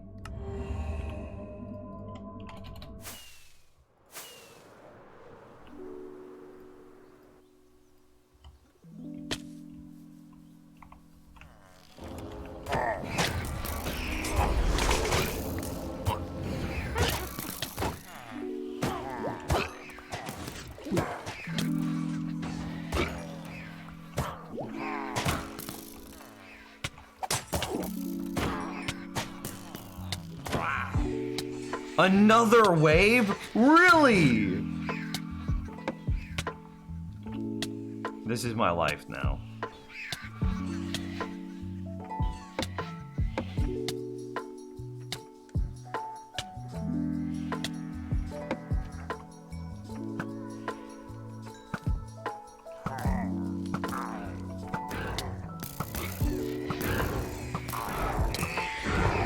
So the Vex aren't really a problem in and of themselves. It's how the Vex protect the Ravagers that becomes the problem.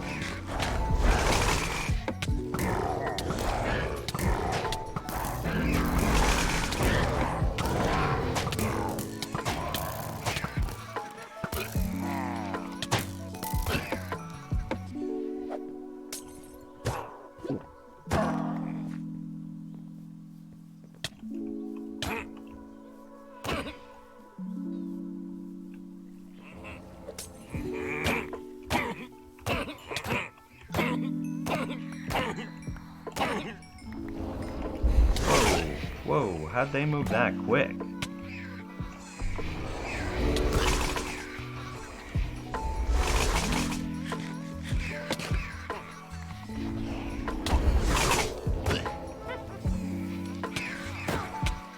You're of the village. No! Oh, yes, okay. It's over. It's finally over. It's finally over.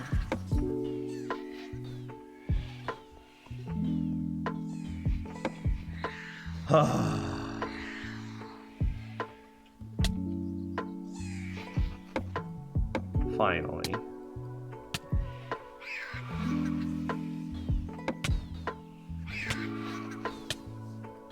Suffering comes to an end.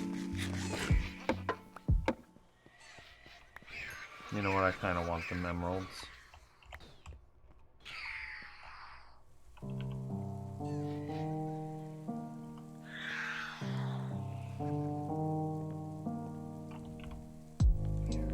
Well, chat room, I think we've learned a very valuable lesson today.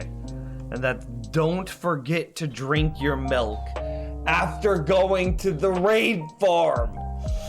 I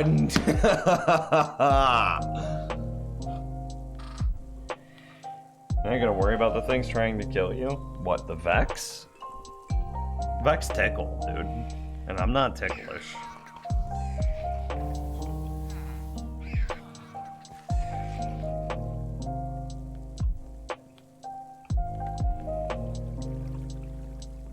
Castle redeemed a hydrate. One moment.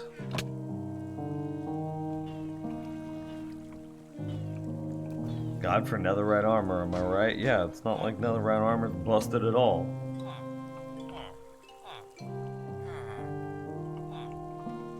This is a very productive stream. We have made both a new raid farm and a new gold farm. Oh, don't do that to me.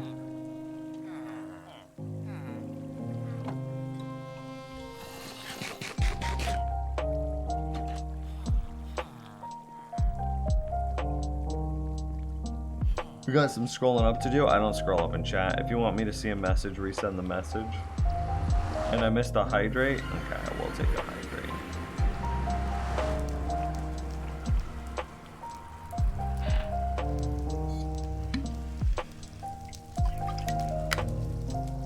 And then just check out art.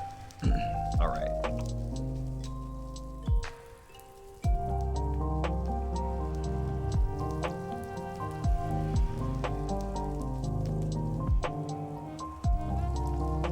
Trying to get there. Okay. I try not to look at them before I show them to you guys.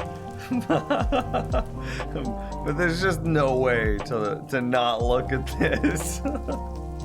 That's so good. Art credit Uskal. So good.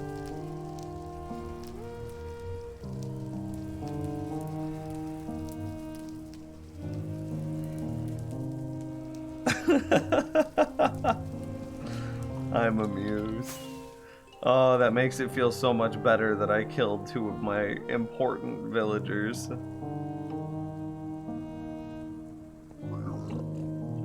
Do I care about these emeralds? No.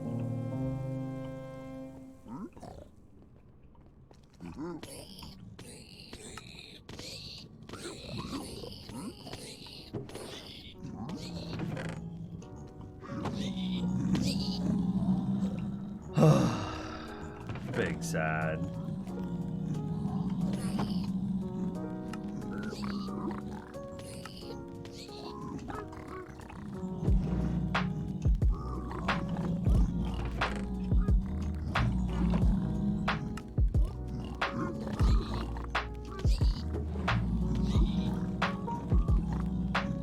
You just tossed out 43 emeralds. Did you miss the part where I have a raid farm? Does your villager breeder still work? I think it's broken in 116. It still does have villagers inside of it, but I think there were 115 villagers.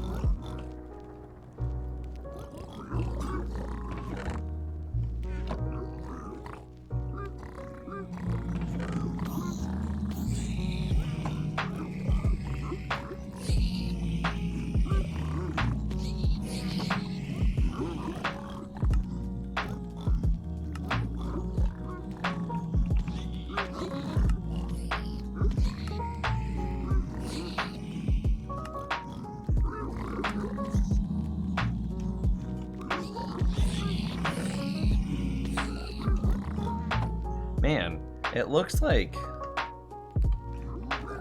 everything about my thing is broken. Hang on, is this why?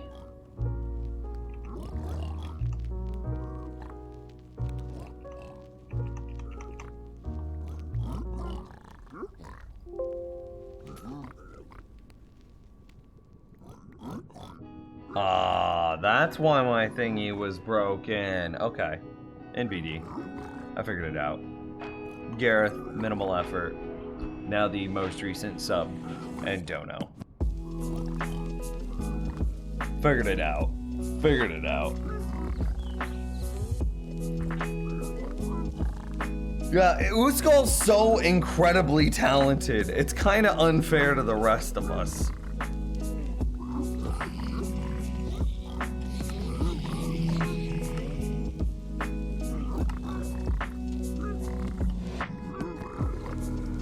Uskull is great. I mean, true. However, she's stealing all the talent.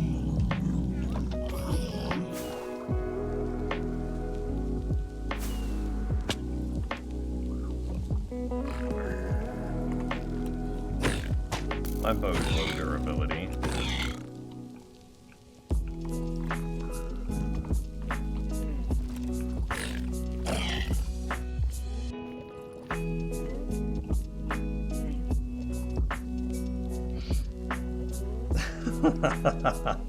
How's the storage system? I haven't been on it a bit. Hyro, my man. It's been so very good. So I managed to AFK last night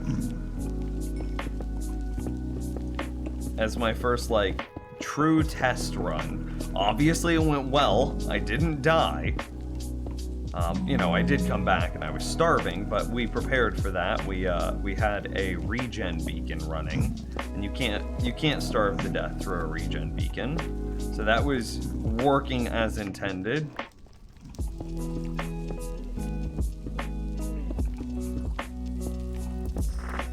Give me a second. As we loop back around, I'll show you what we managed to get after our one night of AFK. It's pretty good.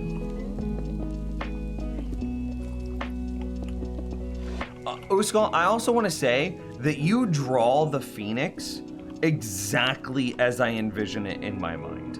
Like the emotion of it. Obviously for the emotes and stuff like that, we refine it and we bring it up.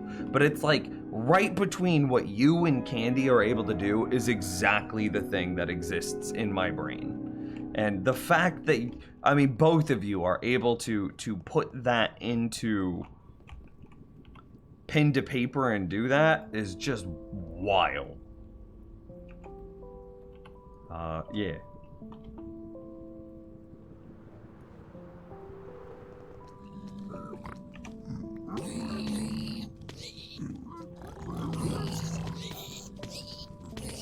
I just don't believe it. I can't believe it.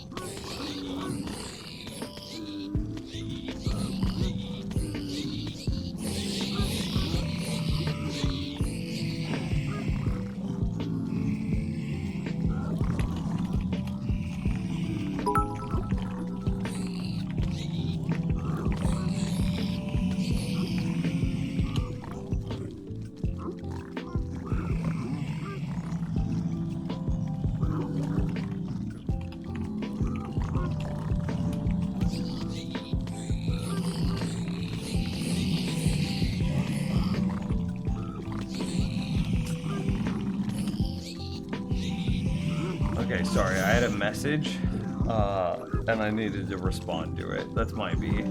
Potentially Eric, with the, just tried to open a spreadsheet / database that I was updating for the last month, and the file is corrupted. There was no autosave for the last time I worked on it, and just had to explain to my boss all my work for the past month is gone. Ooh, water bottle reveal at 200 subs? Hog.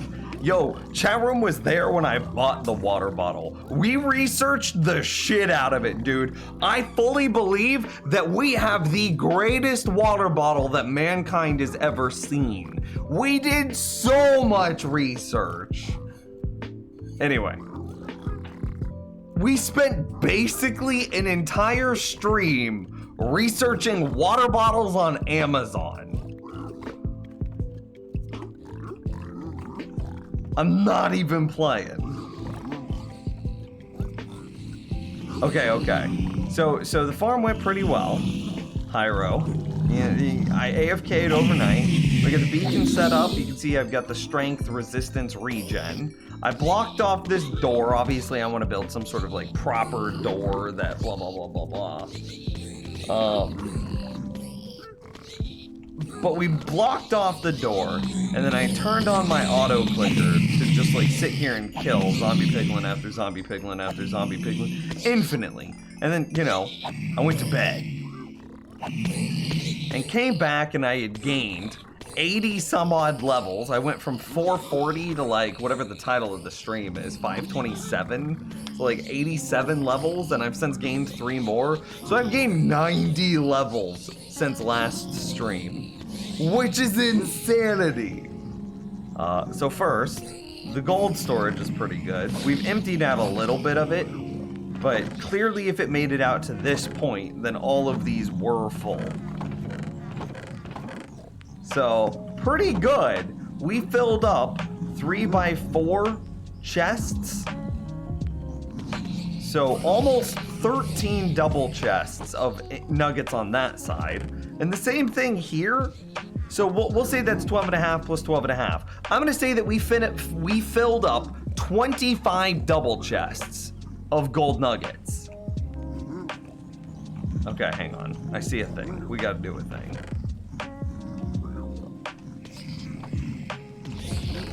You can tell that we are not bartering because there is no piglin grunts happily, which means that we need to put more gold in here.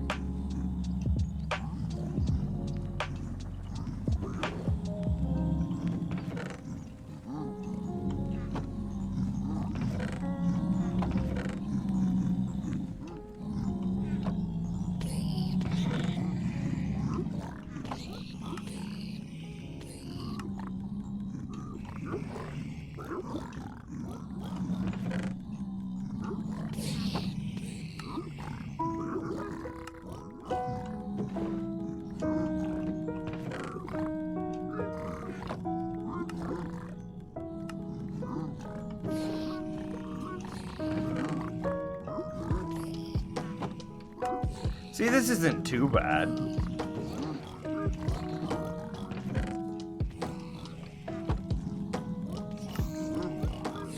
I'm adding 2 stacks of gold ingots at a time.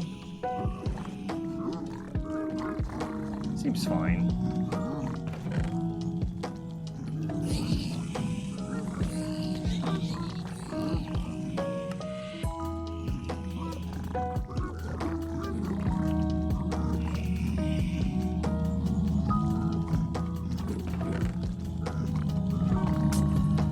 Okay, so obviously gold nuggets was good. I've gained 90 levels, so that was good. So then what happened here? Quite a lot of gravel. Quite a lot of soul sand. Good amount of obsidian. I'm very excited about that crying obsidian.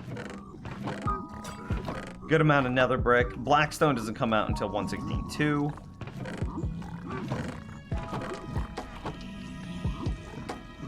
Good amount of ender pearls. We've got 2 chests basically full.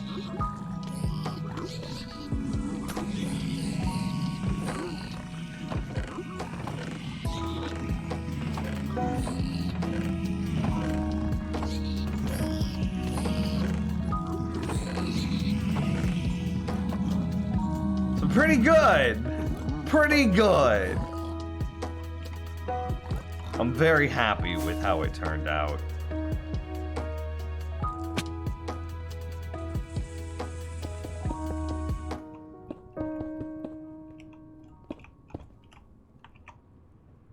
There may have been an update to the art. Oh my god, you colored it.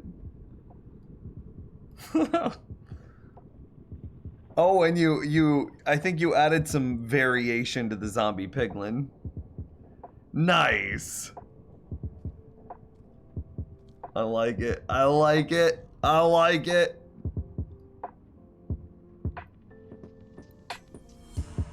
I love it so much.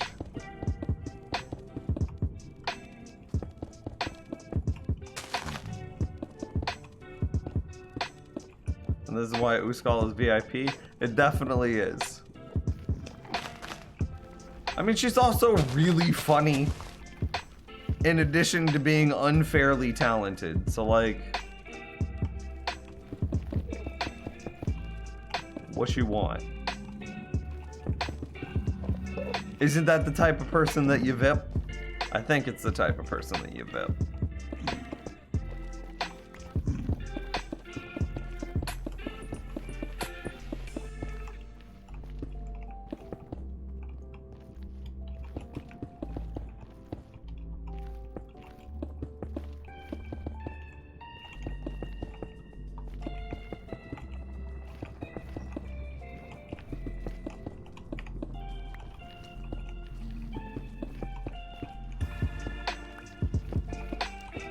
I'm sitting here thinking, I'm trying to rack my brain on what to do about all the piglin that went through the portal and created that mess at the pillager outpost.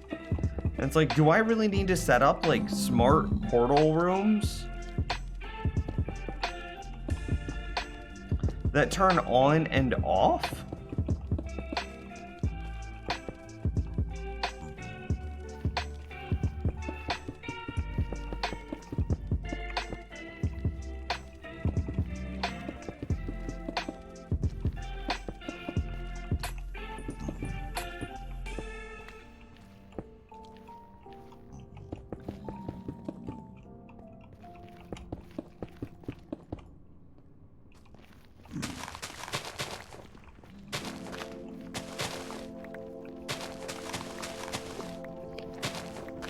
Default mushrooms really need an update.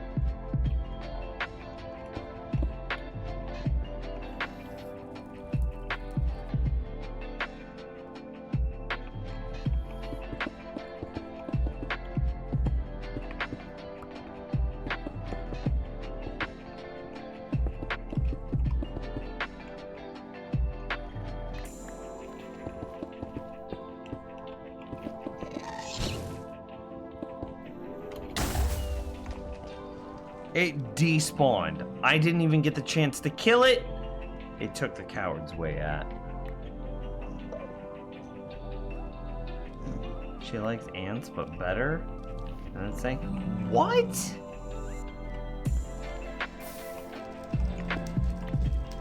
What did you just say?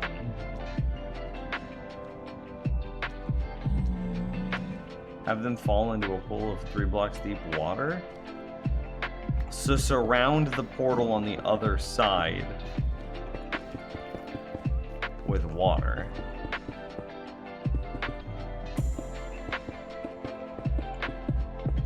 But doesn't that still leave me with a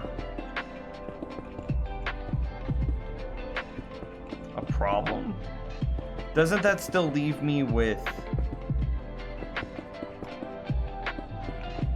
mobs spawning in the portal in the Nether, which is eating up my mob cap until they choose to move and thus get teleported to the overworld?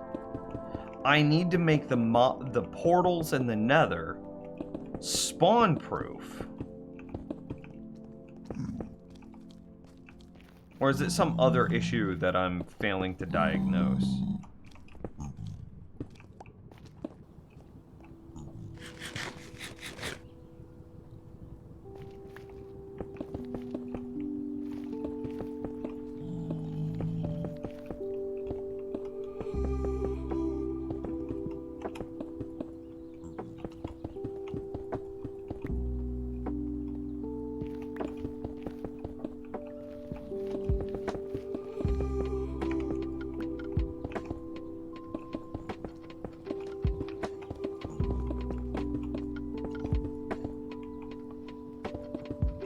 fix it later.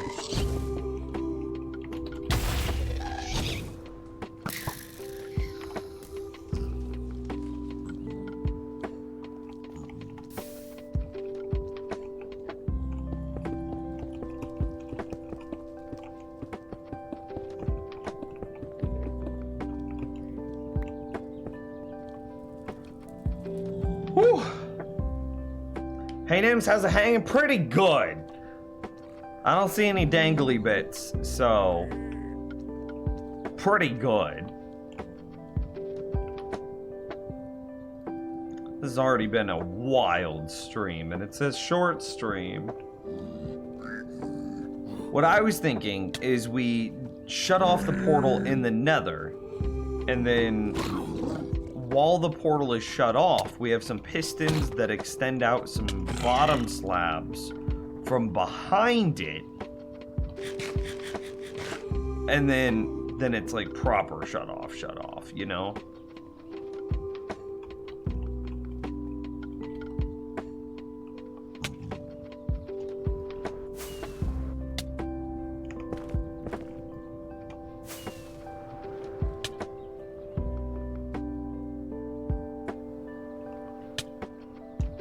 What do you want from me, video game? My aim was perfect.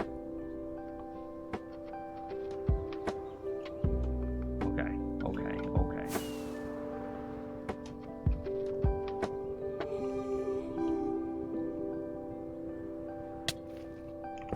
Yeah, that's what I thought. We were about to have words.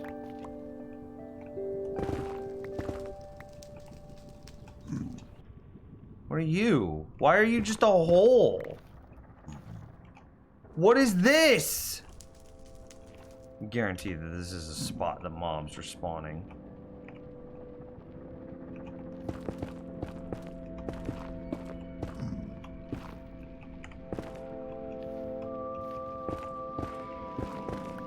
I'm just gonna fill it all in. I don't even care.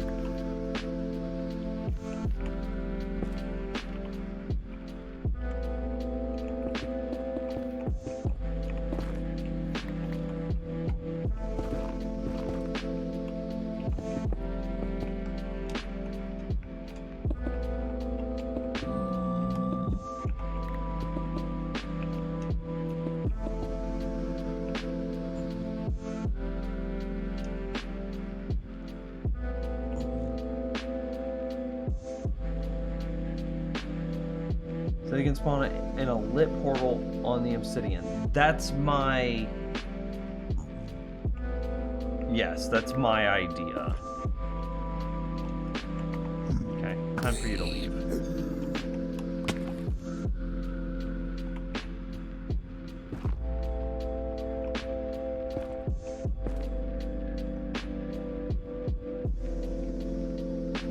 That's my belief.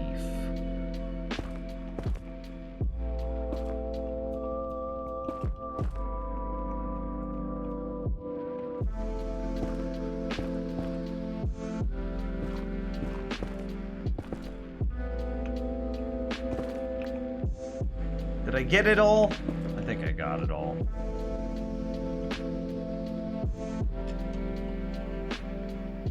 Oh, I missed the path.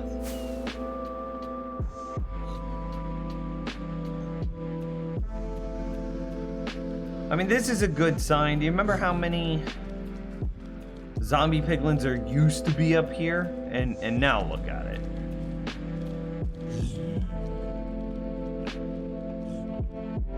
And now look at it.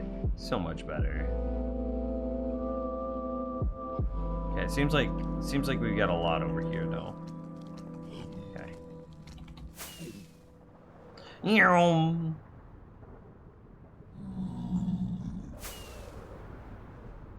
So see, my idea while we're over here is that they're spawning in the portal. They just spawn right here. And then as soon as they go to move, boom, they get sent to the overworld. And then because it's the overworld, they're unloaded, so the mob cap is ignored.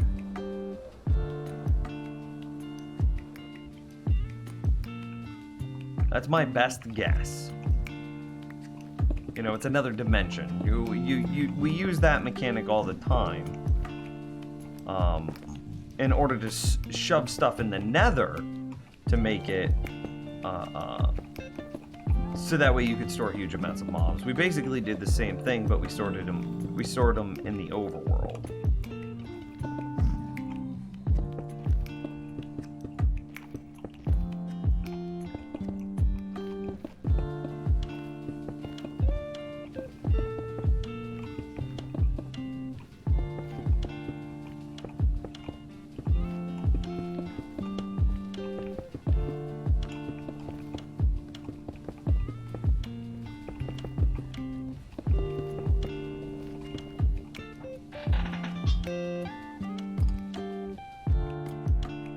I gotta charge my phone. Does your phone charging port ever get dusty or linty from being in your pocket all the time? Or do I just have dusty and linty pockets?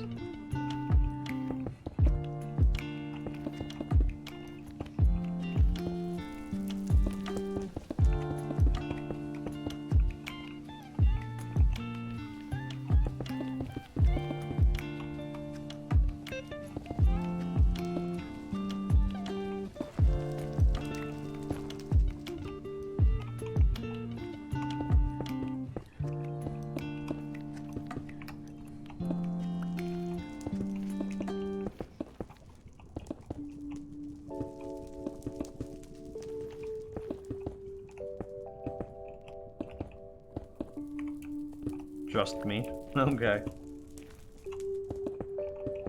You have an otter box? Doesn't that have like the little foldy bit? The little dangly bit that you get to shove up in that hole to make it so it doesn't get dusty?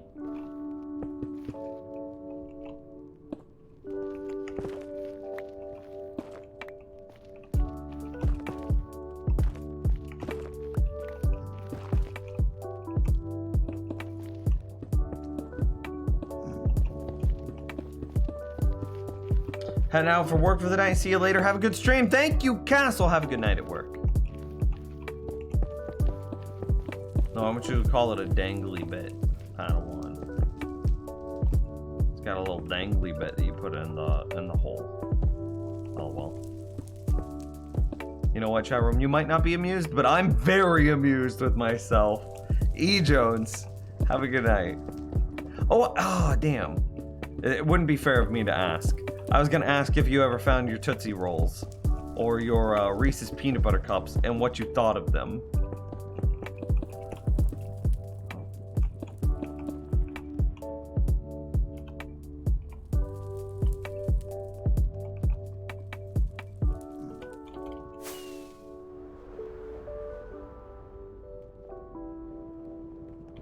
Once you're done with this project, I totally want to know how many diorite slabs you've placed. You've only used them here, right?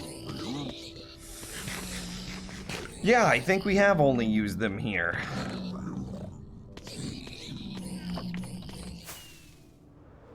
I've used some diorite blocks in the overworld. But I don't know if we've used any diorite slabs.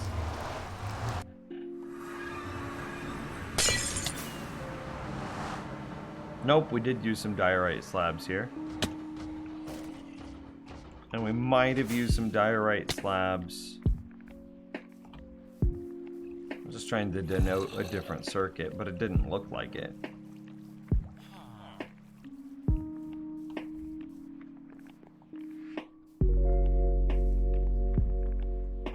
What I come to the overworld for? Oh, cobblestone.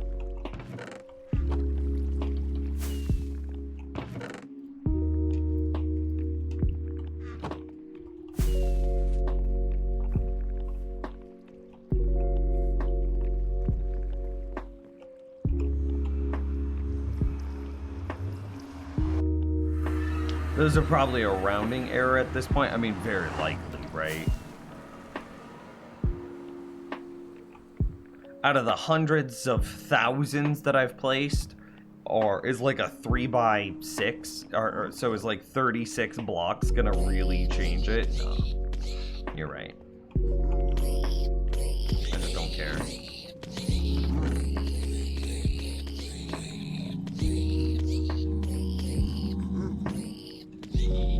want to deposit all of it. Nincompoop.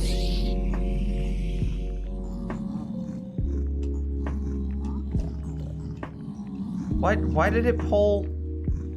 I was looking at quartz. Strange.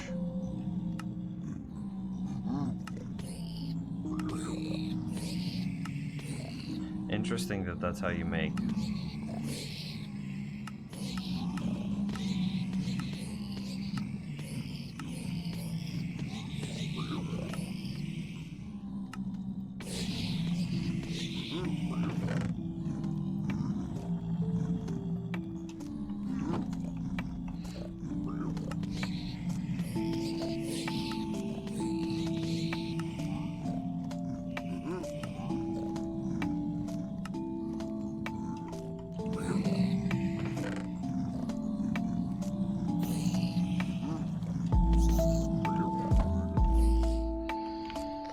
I gotta stretch.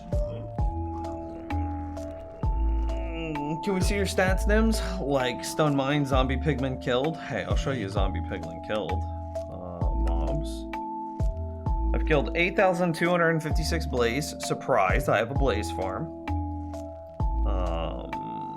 7,522 drowned. Surprise, I have a drowned farm. And piglin is the big one.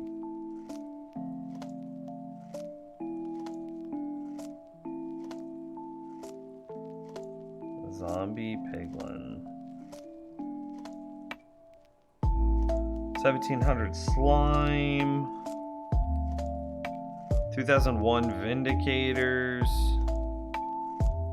It's soon. Wither skeleton, wolf, zombie. It's got to be the very next one. Anybody want to take guesses on zombie piglin killed?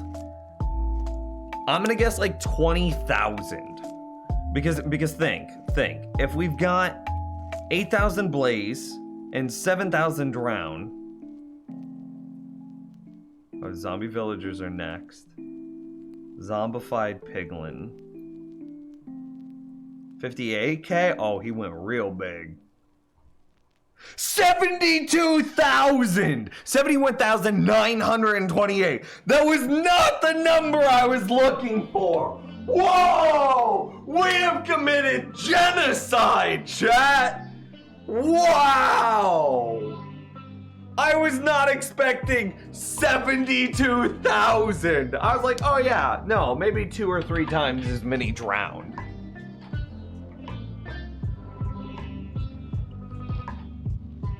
$69,420? Yo, you would have been the closest with the meme number. Okay. Have a good night, E. Jones. Take care.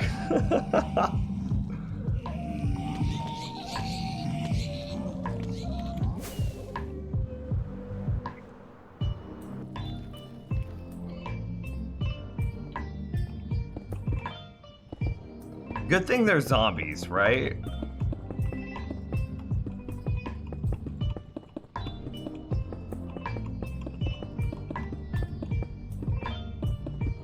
It doesn't count because they're zombies.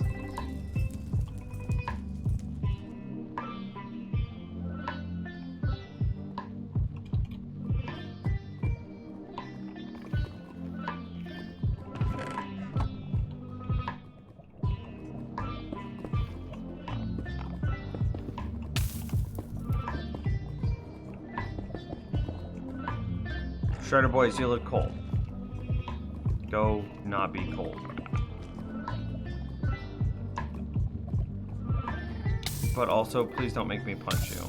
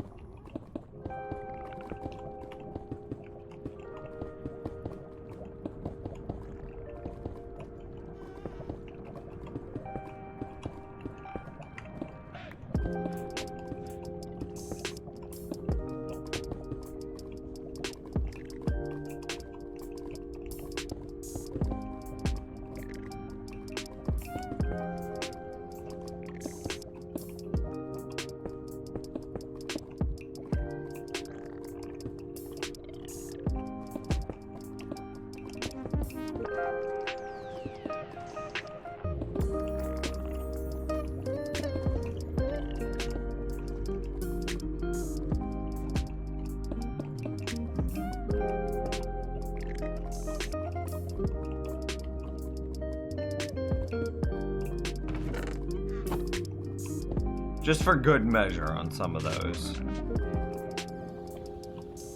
At this point, we're no longer bottlenecked by resources. We have so much quartz.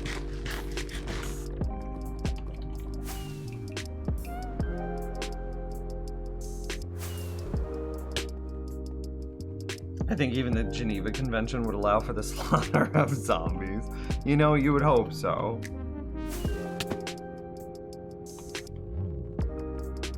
You'd hope so.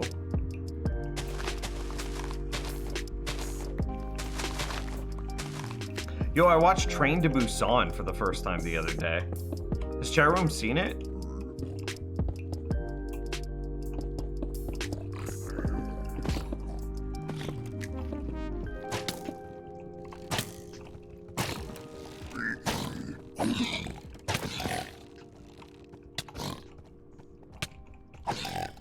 Could you do less damage?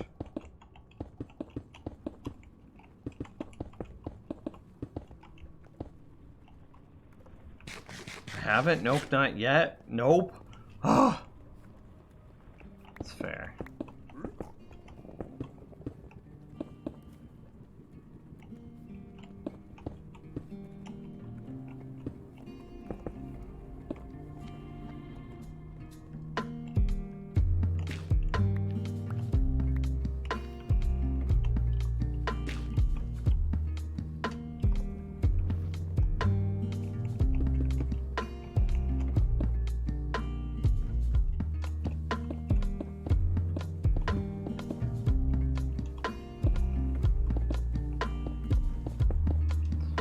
Is that done? I think that's done.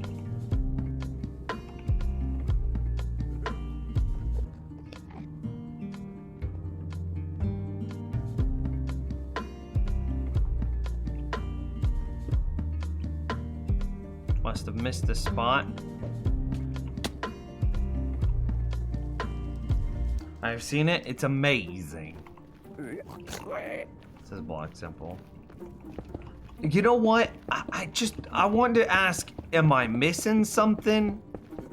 It felt very heavy-handed. Like, all the cinematography was like, we're gonna make this shot work, rather than just like getting a good shot. It also felt like and maybe it's a cultural thing. Maybe I'm not like finely attuned to a different culture, and maybe that's why I felt like everything was forced, though. I wanted to get chat room's thoughts. But if only Block Simple has seen the movie, then like...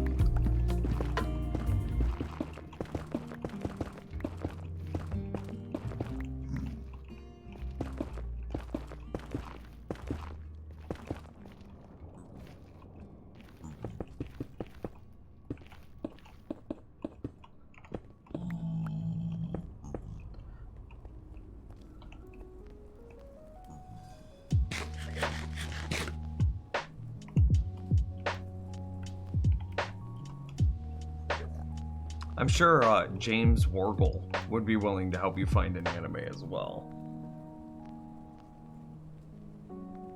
They went to the Zack Snyder School of Filmmaking. I mean, kind of. Yeah.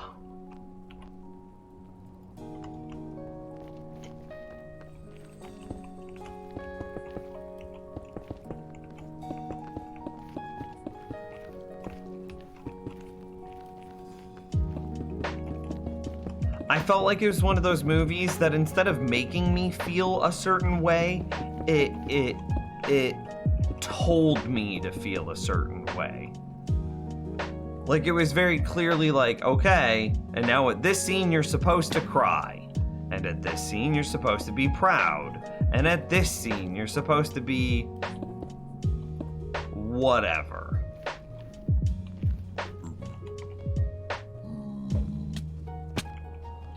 And like, it all felt very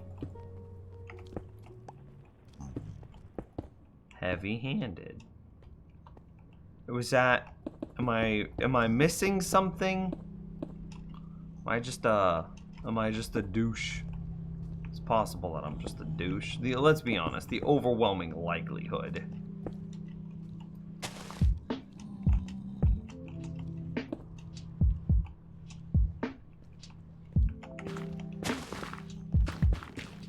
All these damn Endermen.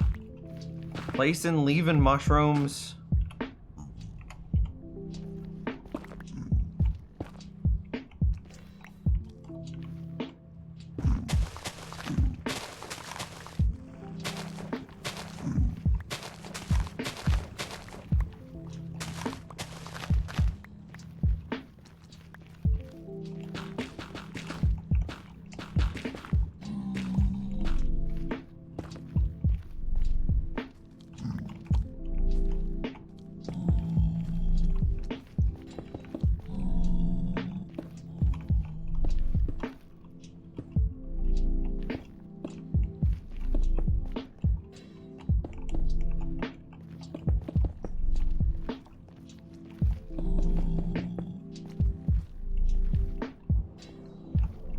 Seen Transformers best franchise movie? Where's the Kappa? I need a Kappa. I see where you're coming from on Train to Busan. I think I just like the concept, not unlike Snowpiercer. I haven't seen Snowpiercer. Is that the one with I think it's Chris Evans, Captain America? But like obviously not as Captain America. You know, Shadoon? No, I don't know that. Whatever that is, I don't know it. Any Transformers IDC? Where's the Kappa, dude? Nobody likes the Transformers movies.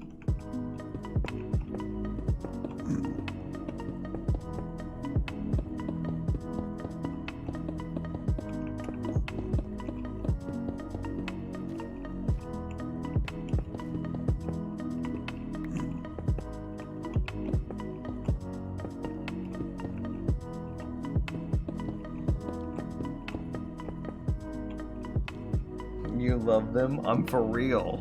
He's for real loving the Transformers movies. Hey, buddy. If it makes you happy, you can watch, you know, movie diarrhea if it makes you happy. I'm not gonna judge you. If this is your best life, then there is absolutely no shame for watching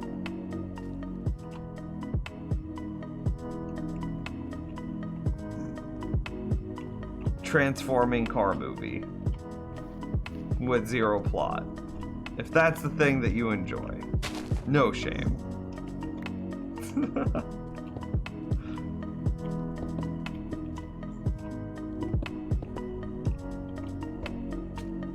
Meow.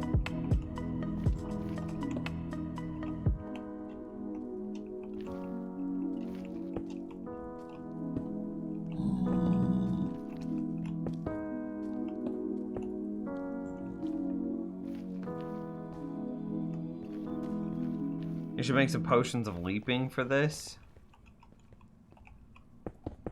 Inventory space, friend. It is a constant battle. And bringing along more potions just makes that I lose the battle a little bit faster every time I do that.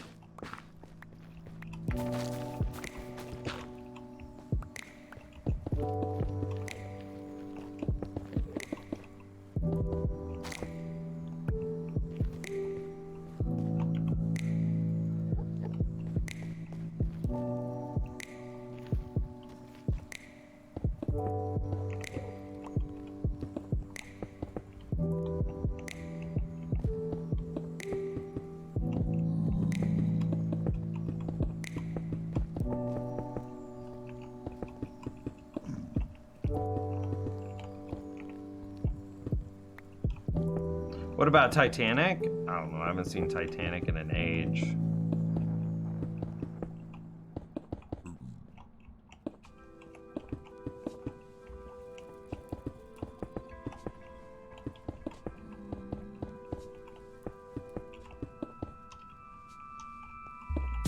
I can't have a fair opinion because I haven't seen Titanic since I was like a wee lad. It does have a plot. The robot car dudes to have human and trying to save the world, save the movie and the world. What was that sentence? What did I just read?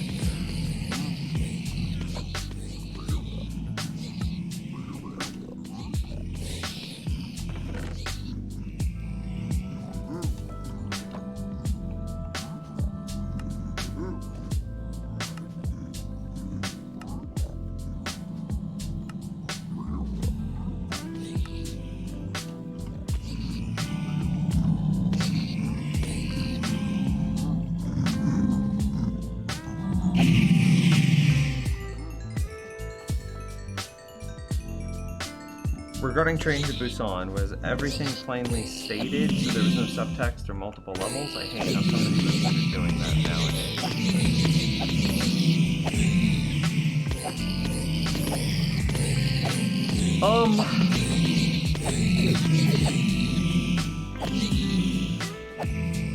Yeah, it was very plainly stated. Like, the selfish character was told audibly, like, somebody says, hey, selfish character, you are selfish.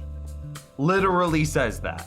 And then of course he has his redemption arc, and then it's like, and then he gives like a very selfless act, and like, then it's like this, it's a very feel-good moment, like a bittersweet feel-good. It's a zombie movie, right? So it's not gonna be a feel-good moment, but it'll feel good enough for a zombie movie.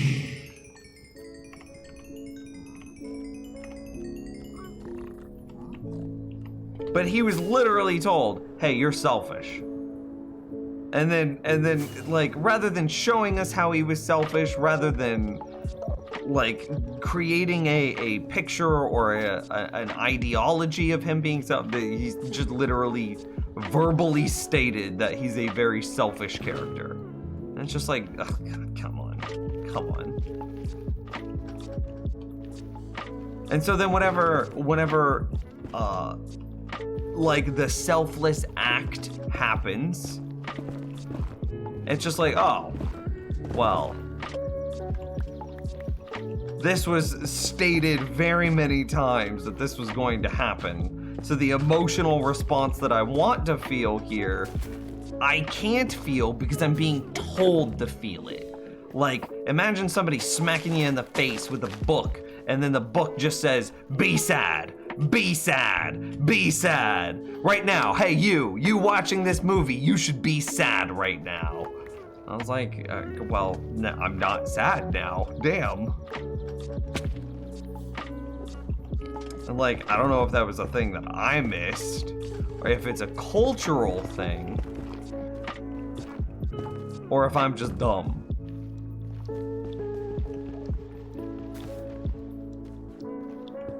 Let's say anime sucks. What? Okay, I don't like anime, but pretending that all anime is exactly the same thing is not even.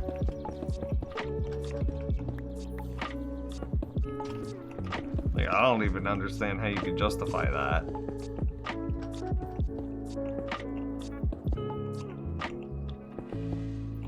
What about the kid's redemption arc in Mad Max Fury Road? I've only seen that movie once, and I think that it was like forever ago.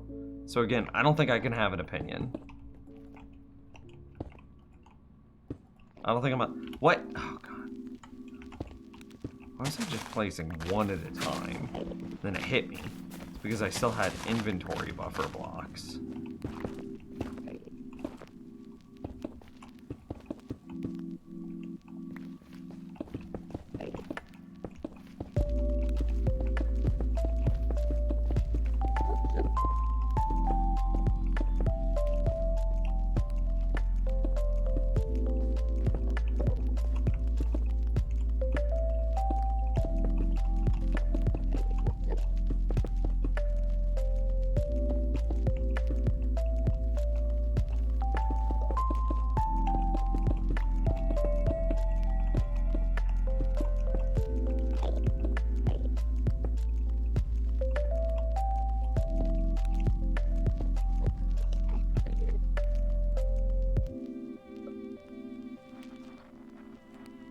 I dated screenwriter for a while. She called it melodrama, absolutely no subtext, and unnaturally blunt and obvious. Yeah.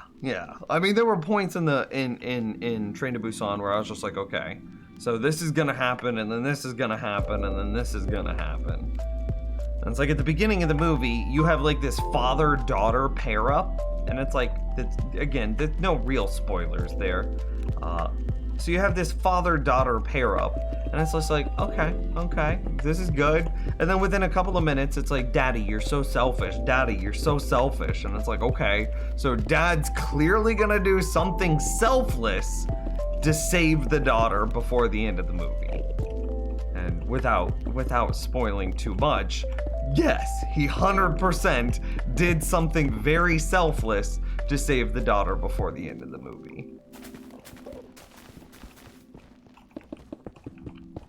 And it's just like, it was so heavy-handed with its, I don't even know if you could call that foreshadowing. It's just like, hey, we're gonna do a thing in a couple minutes. That's it. Hope you like the thing we do. So, I liked the concept, very much so. The world that Train to Busan built, very good.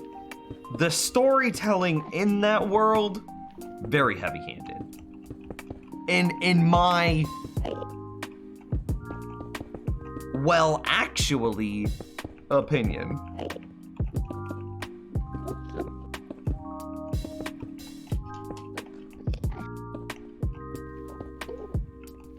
I actually really enjoyed the world that Busan built. Train to Busan built, rather.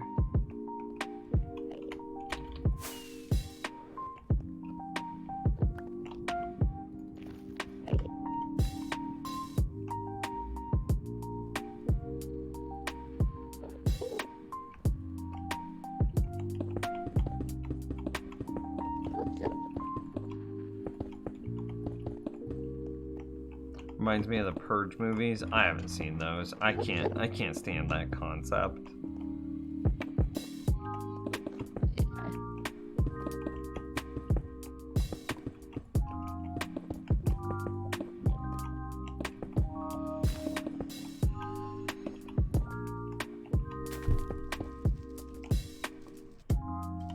I just heard like a huge thump upstairs. Hopefully girlfriend's okay.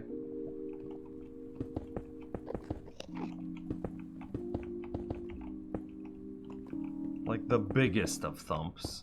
Like I'm kind of getting worried actually. Okay, I got a message from her. Everything is okay. LOL. She's fine. What a dork.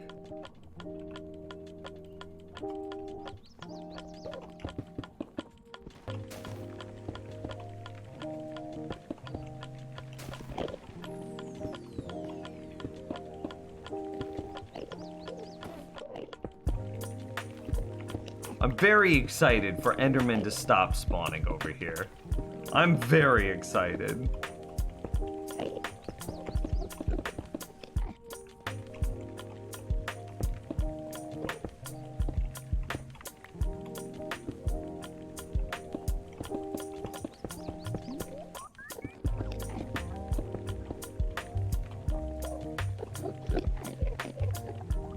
I mean, it looks good. Our nether, it has snowed in the nether.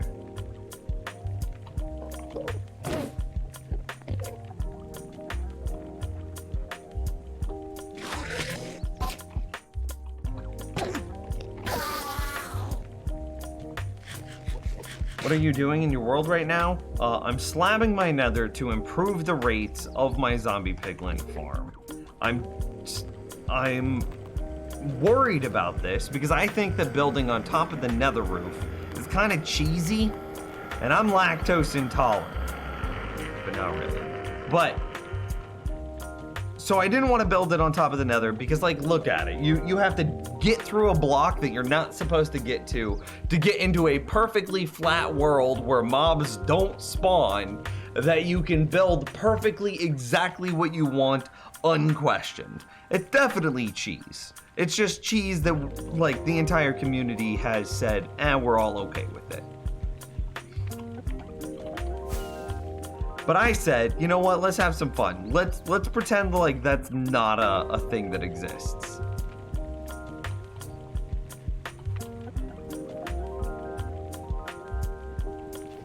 Look at how much this has been ravaged by Enderman. Ravaged.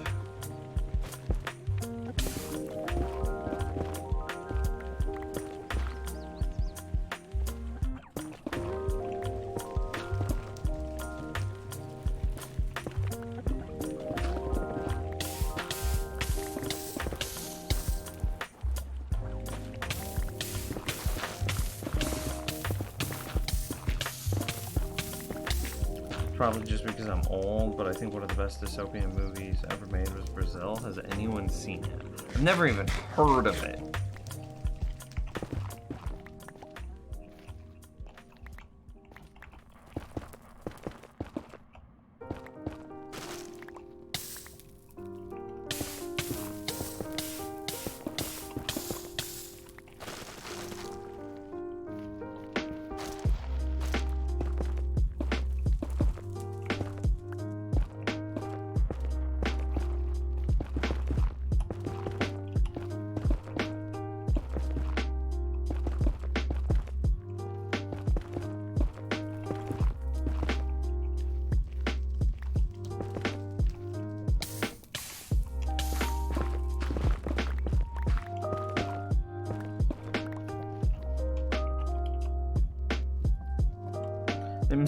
Be standing up against the cheese. No TNT dupe, no sand dupe, no bud pairing. What is bud pairing? That's a new term.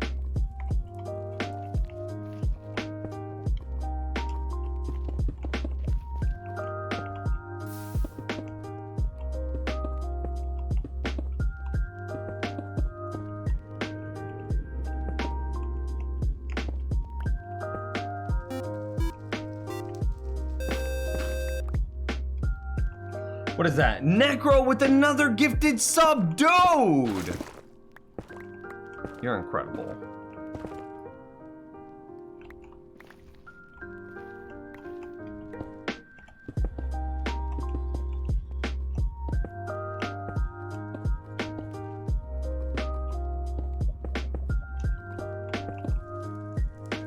Wait, do you not TNT dupe? That's oof. Yeah, no TNT duping.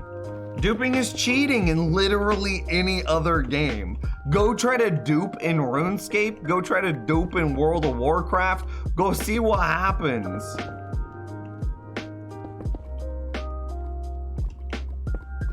If I TNT duped, I would just World Eater this entire area and just not even worry about it anymore. It trivializes things. Why even play? Like, I'm just gonna dupe this netherite in BD. I don't need to go search for netherite anymore. If you're gonna dupe, just go play or just go play creative.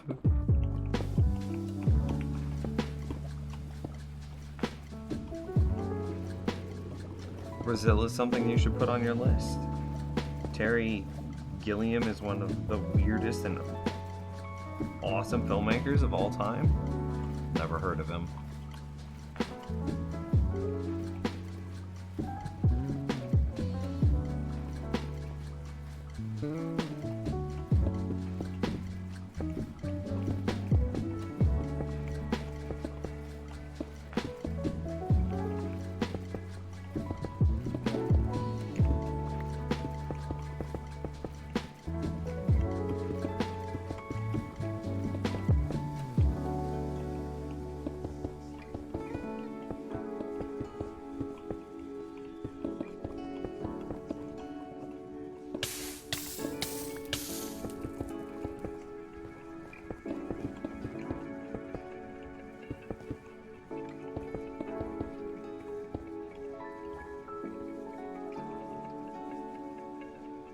Okay, well, TNT duping and netherite duping are two very different things, Lamau.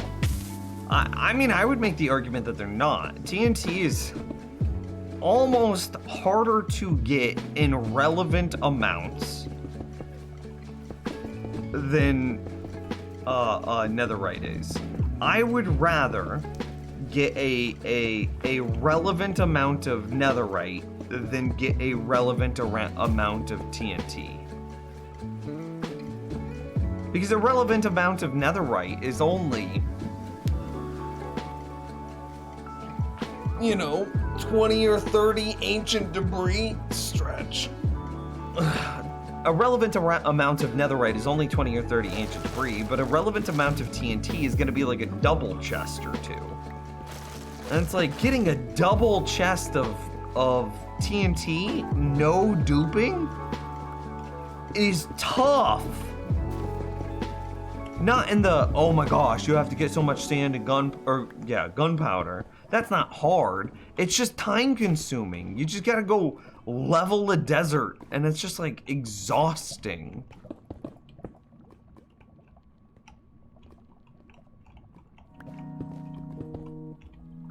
And for those reasons, I would say that TNT duping is more exploitative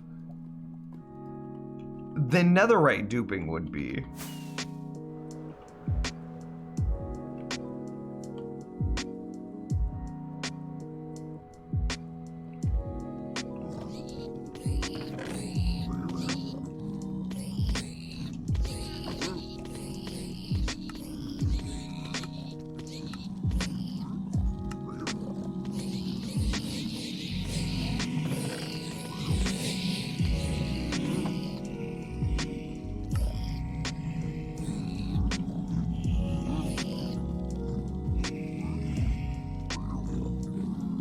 He is one of the writers on Monty Python. Oh, I've seen a few Monty Python movies, skits.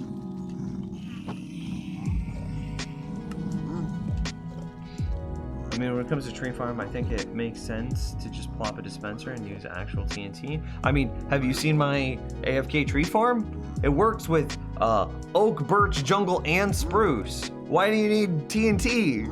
Oak, birch, jungle, spruce. One tree farm. Easy peasy.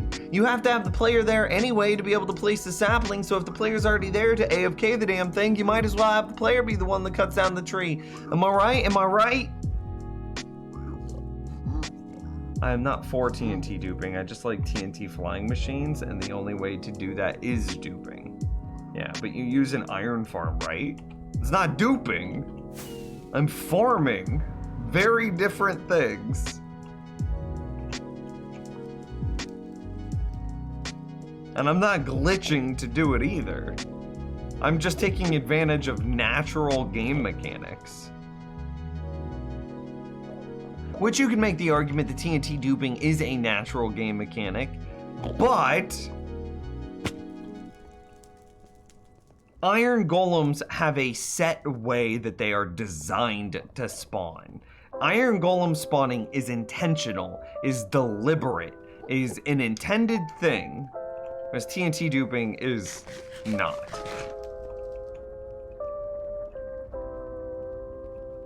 Mojang doesn't mind TNT duping, but they do sand duping. I don't think that's true. I think Mojang minds both.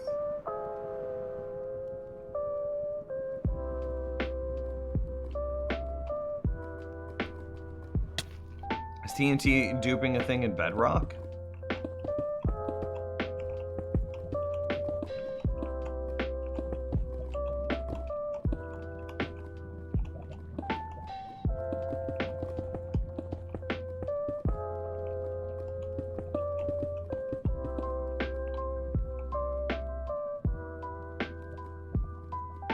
It's creating iron out of thin air and say it's the same realm. Dude, you have a wild misconception. That's gonna be a boat that you're sailing on by yourself. Because literally, I'm creating zombie piglin out of thin air, I'm creating potatoes and carrots out of thin air, I'm creating just about everything in the game out of thin air, but I'm using intended mechanics. Yeah, I must say, nah, dude. Nah, you're riding that ship on your own, and I'm not gonna even bother trying to explain that one.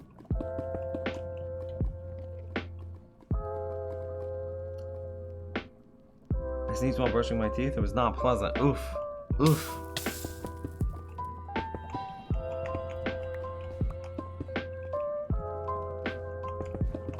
Yeah, allow me to list all the things that create things out of thin air in Minecraft. Sure, we can start with an iron golem farm, but by that same logic, you have to include every darkroom farm, which means zombies, skeletons, creepers, witches, endermen, spiders, and chickens by that logic as well, because you can then get chicken out of those darkroom mob farms. Oh, but if we're talking about chickens, then all passive mob farms also do the same thing, where you're creating them out of thin air, where you isolate the number of passive mobs in the world, create a grass platform, and boom, now we're creating chicken and cows and pigs and sheep and rabbits out of thin air. But okay, let's step back from that. We could go to another fortress and we could create blaze and wither skeletons and regular skeletons and magma cubes out of thin air. We could also go to like warped forest and create endermen out of thin air. We could go to crimson forest and create hoglin and piglin out of thin air. Would you like me to keep going, or do you get the point?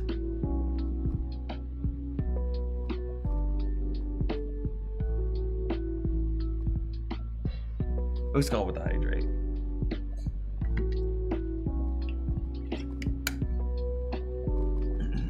Okay.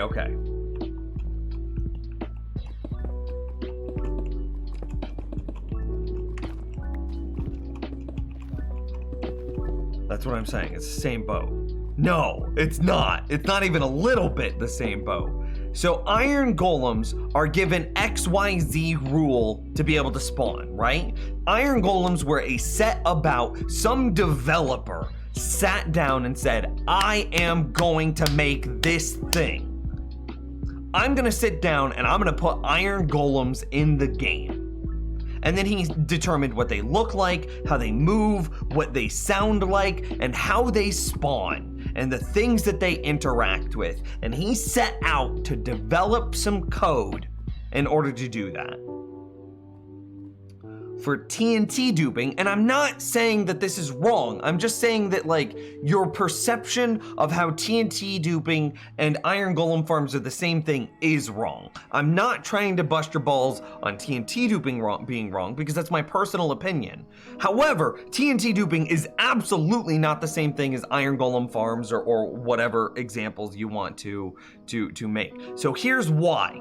Iron golems had a developer that sat down to write some code to put that in the game.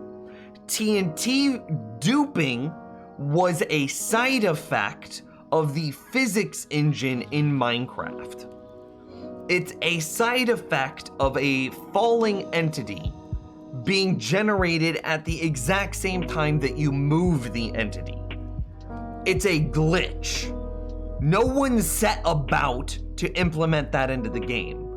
Nobody set about and was like, I want this XYZ thing to exist, therefore I am going to code for it and build it in the game. It is a side effect of another system. And therefore it is a glitch for sure. Now, is it an emergent feature?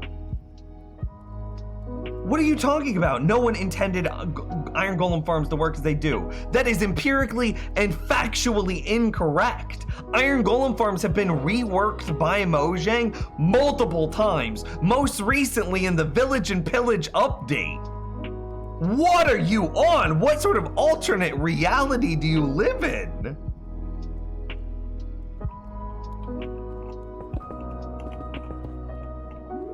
So iron golem farms used to exist in a way that they counted doors, right? And then Tango Tech figured out a way that you could manipulate the door code in order to create layered embedded villages inside of each other. And then Mojang's like, yeah, we don't really like that. We don't really like that. So we're going to improve the villager AI. We're gonna give them workstations, we're gonna give them mechanics, and at the same time we do that, we're going to rework how villagers spawn iron golems. And they changed the code. They then set out to say, okay, well now, previously it was based on the number of doors and the number of villagers and blah, blah, blah, blah, blah. And now we're gonna say that it has to be based on the number of villagers that have beds and workstations. It is absolutely, oh my god, this guy, fucking hell. People that live in alternate realities blow my mind. I'm not gonna say that like my way of TNT duping is empirically correct. That's not at all what I'm trying to say. Because if you want a TNT dupe, hey, go for it. That's fine. You have fun in your own world. My world is my world, and I'm gonna have fun with it in my way. However, to believe that TNT duping and Iron Golem things are exactly the same code or the same set about goals and motivations of Mojang is a wild alternate universe.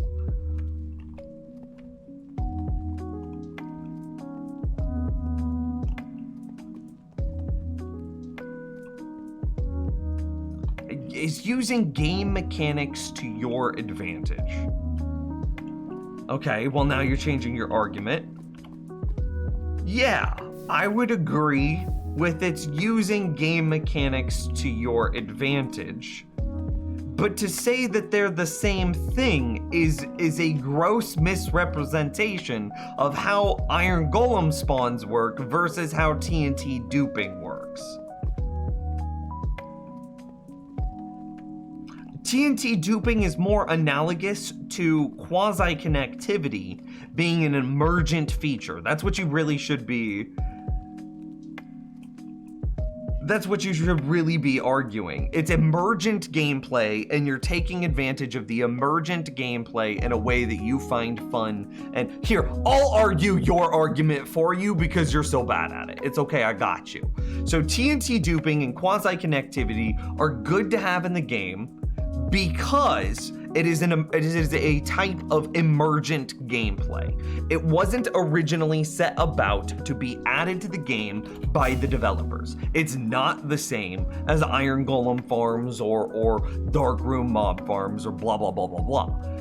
But it is an unintended side effect that came to be when building other systems.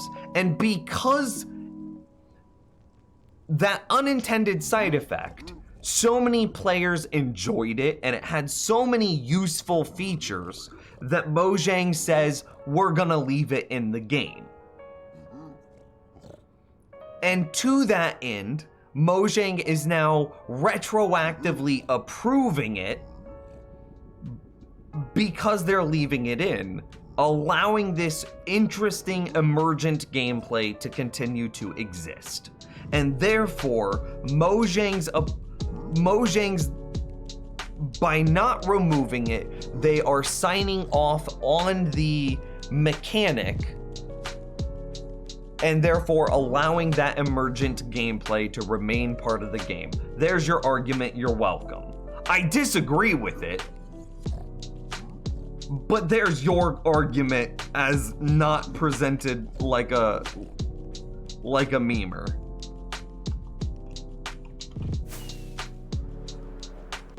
Iron farms aren't unintended. They have refined and made them easier for players. Exactly! 100% quasi-connectivity and TNT duping was unintentional. However, it's been left in the game as a type of emergent gameplay. That's not even a question.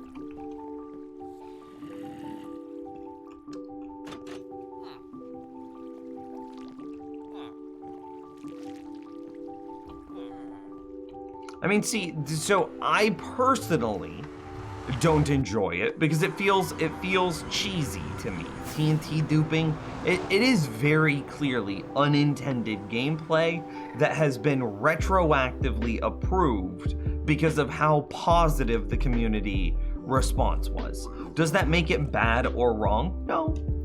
Does it make it like some players feel like it's because it's unintended side effects? Does that make it feel for some players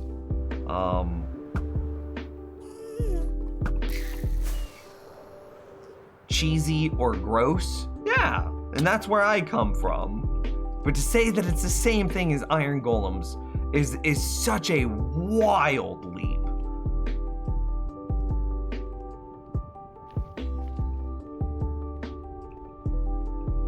I mean, it doesn't even matter that it's text, dude. Your thesis statement was wrong. But like I said, I already got your argument for you. It's emergent gameplay. That's the thing that you should ride or die on. There's your hill. That's the hill that you should argue for, because that is the reason that it's still in the game. That's the reason that players use it. That's the reason why everything around it continues to be the way it is because it's emergent gameplay that Mojang has approved. And they've approved, not literally approved it, but they've approved it by allowing it to exist. They could have easily patched it, and you could make all of these arguments in text. Just call it emergent gameplay over and over and over, and I have to concede. That's the truth. I can't, if you just say the word, just type these words, emergent gameplay, and boom, you got it. There's your argument. And you beat me.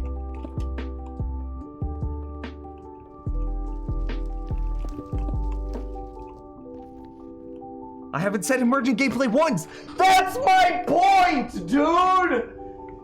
That's my point! Because you're arguing the wrong side.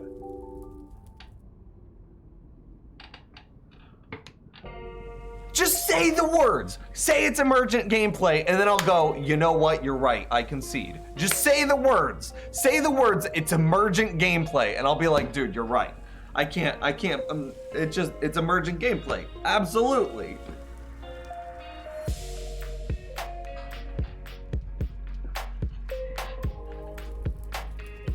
It's emergent gameplay. He said the words, Joe! He said it! I lose the argument! It's done! Oh, I'm dead now! I'm dead! I have to retire! I'm gonna give this guy my stream! He's clearly smarter than I am!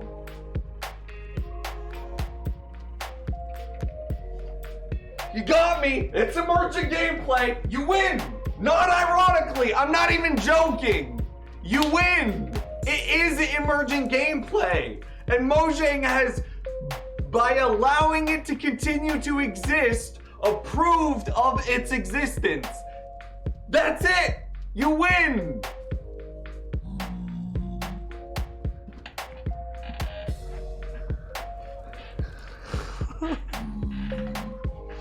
Grog with the hydrate.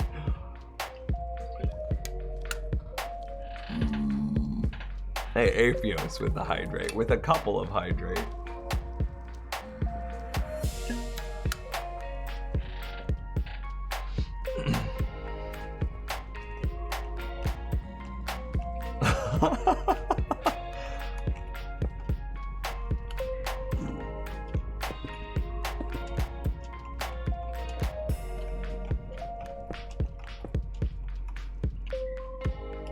Good evening, Nims. I've been lurking. I know, not great. No, dude.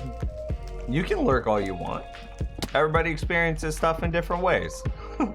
Especially TNT duping.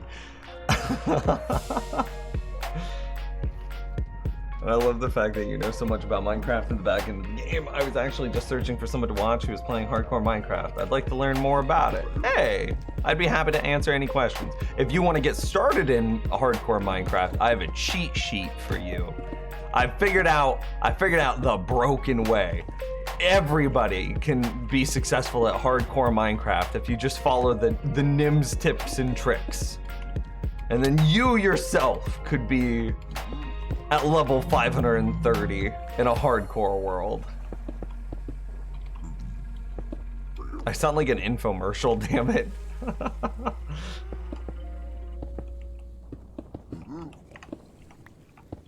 Nims, I enjoy the content, but you go on about shit a lot. I mean, that's who I am as a person. You don't like it? Unfollow.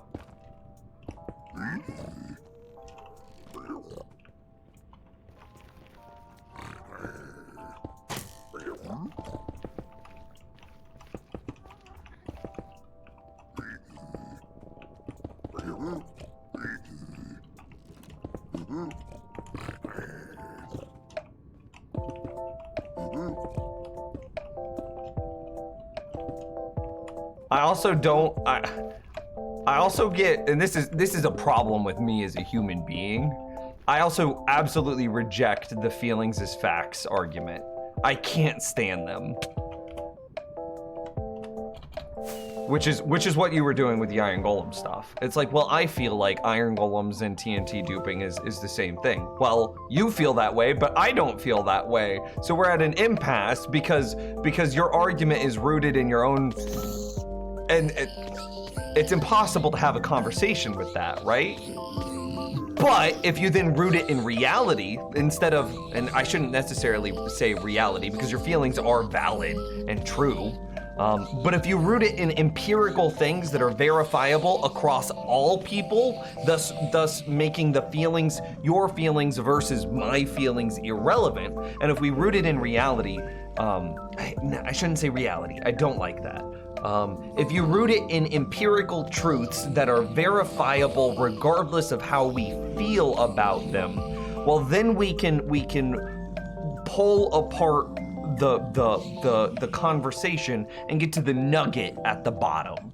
And the nugget at the bottom regarding the TNT duping is absolutely that it was unintended gameplay, and that it was so widely loved by the community that Mojang has kept it in and rebranded it as an emergent feature or emergent gameplay. And that's the truth of it. That is the peeling apart. There's no feelings in any of that statement. That is just the actual, real, raw, laid bare, naked, exposed for the world to see truth. Great heroes can Great be found heroes even with here, Cody XC. in the Welcome mud back, my and dude. rain.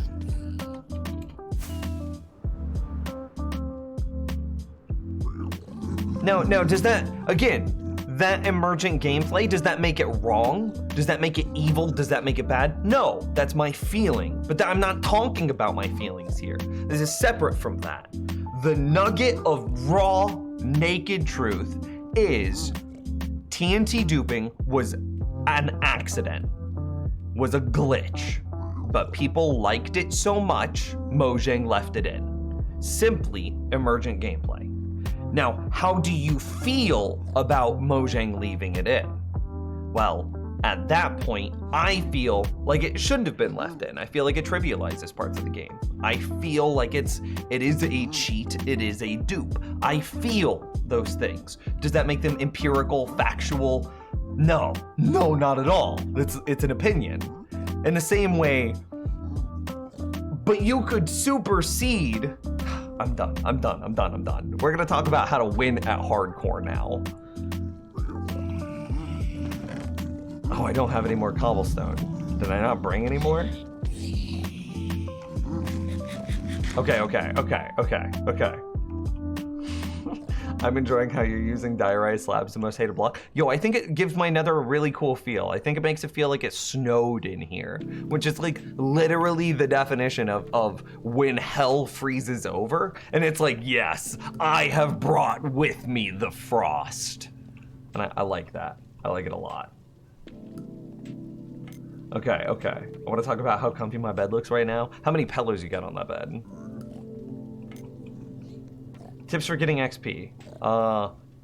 at the very beginning of the game, fishing farms. Fishing farms are probably the most accessible way to get experience in the very, very, very, very beginning of the game. Middle of the game, something like a skeleton experience grinder is going to be pretty good for you. Maybe like an auto clicker with a drown farm is going to be pretty good for you. Like late, I'm gonna say I don't even know where I would classify this world. This is way beyond late game. If we're talking late game, then I would probably talk about setting up like an endermite in the end and then farming some endermen for experience. Alternatively, you could build a what I've done here in this world, and that's building a zombie piglin farm. And then using that to get experience. I got like 90 experience, or 90 levels. I went from 440 to 530 in like 6 hours. It's wild. You could do something like that. I believe that the best experience farms are zombie piglin farms built on the roof, and guardian farms. You could also build blaze farms. I believe that they're pretty good, but there's some questions about like how frequently you can get the blaze to spawn. So I think it's guardian farms and zombie piglin farms at perfect efficiency. Okay. How to win at hardcore. I'm gonna give you like the 8-step plan. I don't know actually how many steps it is, but I'm gonna give you that plan and you're gonna win. Okay, here you go. Here's what we're gonna do.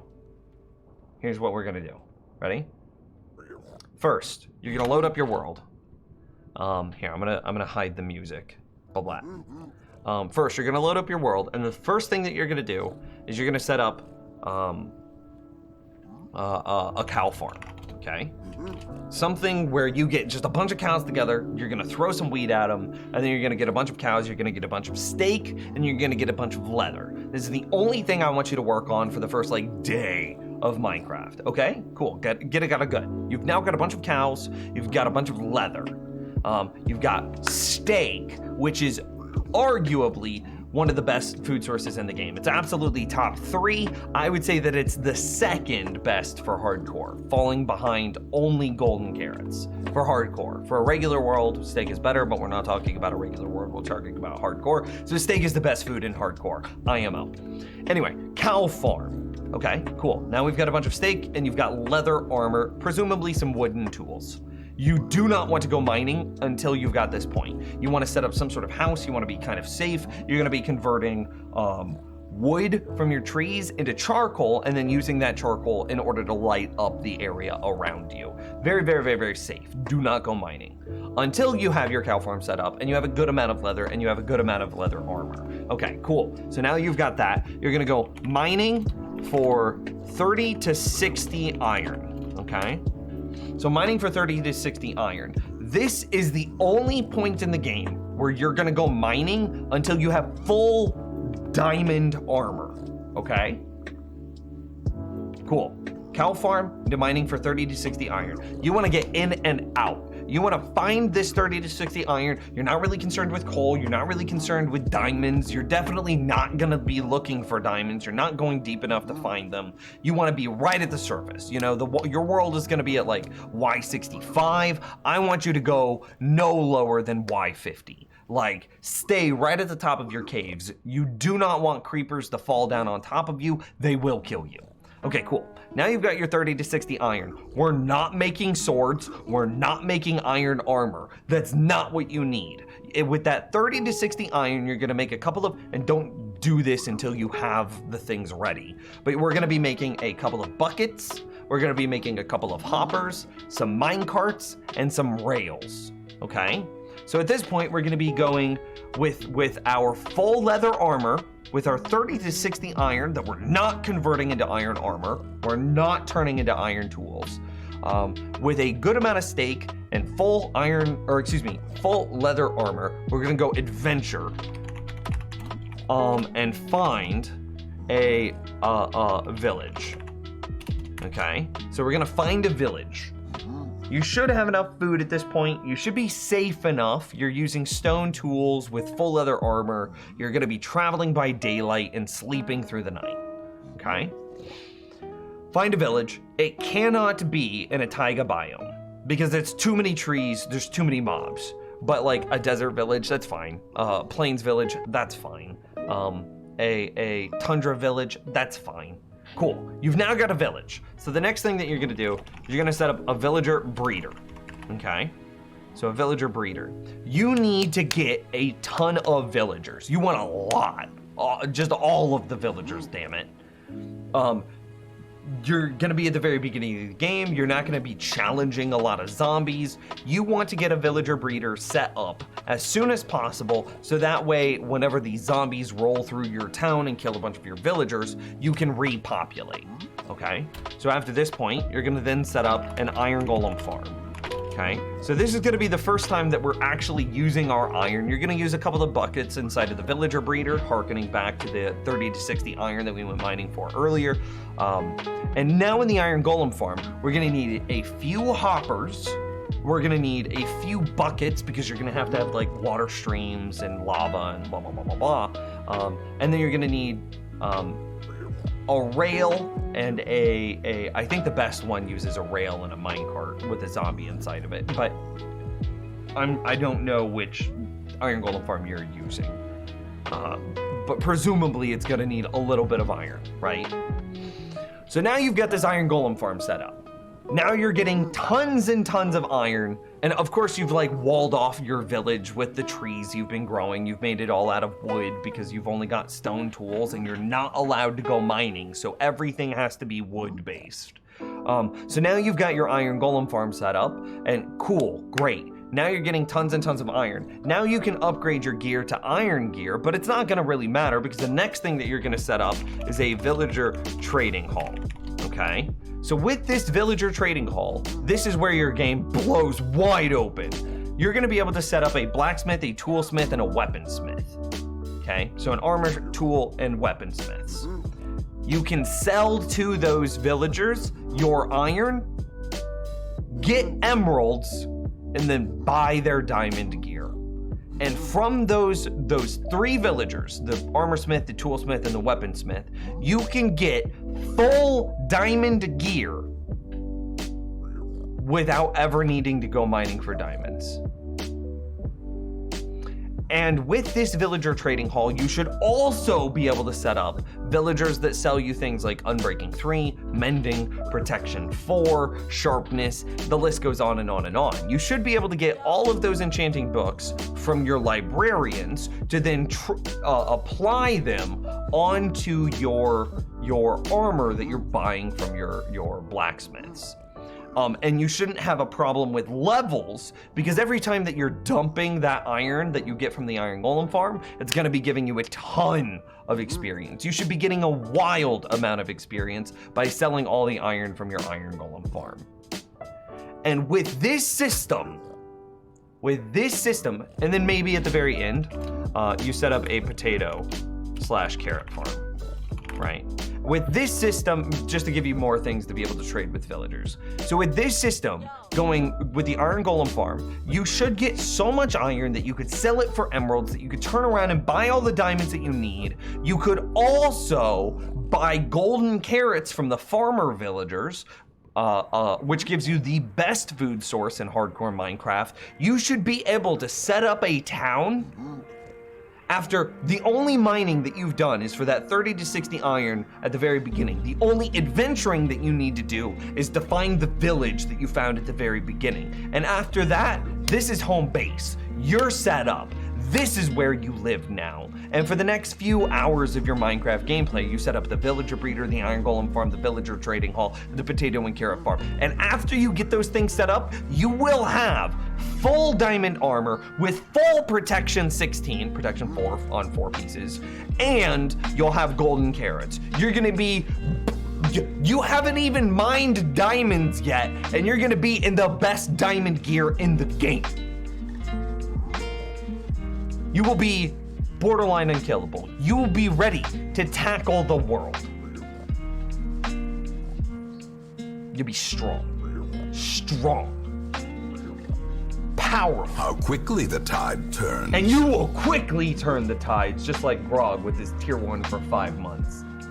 Good night, Uskal. You're amazing. You're incredible.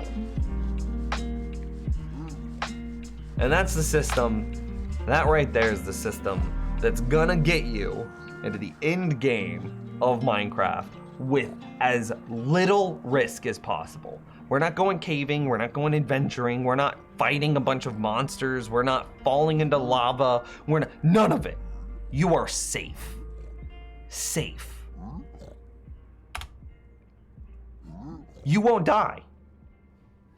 Obviously, whenever you're moving from the cow farm to trying to find a village, you're gonna try to bring a couple of cows with you. I think that's pretty obvious. You could also use the leather that you get from the cow with a couple of those pieces of iron and make yourself a shield, which is also really powerful. I think it's sticks, leather, or iron or something like that. So 30 to 60 iron, bring some cows, that's it. You should be safe. Wandering trader for leads? I mean, that's kind of a rare occurrence, but sure, if it happens. Obviously, you know, depending on your world, this isn't a hard rule. This like order here. You can adjust it based on what you find in your world and the things that you get. What about netherite? Well, I mean, this is just getting you to the point where you can get to netherite. Once you've got the protection 16 iron, or once you've got the protection 16 diamond armor,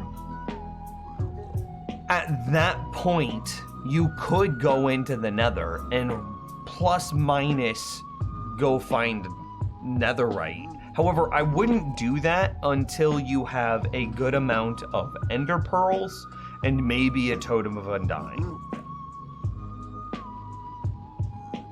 Iron plus 6 planks for a shield. Boom, right there. Big brain. I thought there was leather in the recipe for some reason.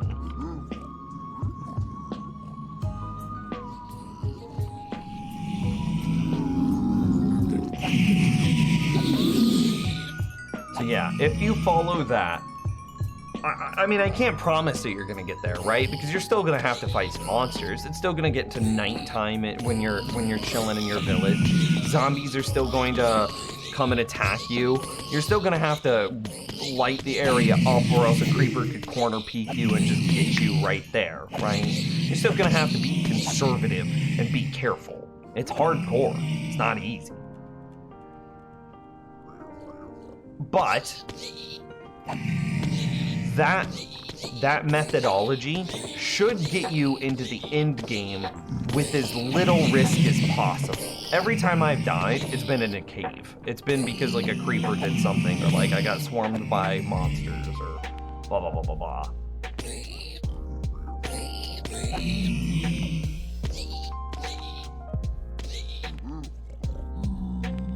Yeah, dude, I got you. I already set up 400 blocks from a village. I have full diamond from mining. I mean, congrats. Are you in hardcore? When I play hardcore, I'm so careless. I go get wood, go underground, get iron, get a shield, then set up a potato farm and eat baked potatoes. Then I go mining again, get diamonds, diamond armor. Then I start building farms, get enough XP to enchant. Once everything is fairly good, I go kill the ender dragon, then do general late game stuff. I mean, that's super reckless, but I mean, you understand it. Your thesis statement was literally how careless it is. Get wood and immediately go underground. Yo, like, creepers are the death of like 90% of hardcore worlds are just creeper death. And going into like a cave with no armor is so risky. You're gonna die to so many creepers. I'm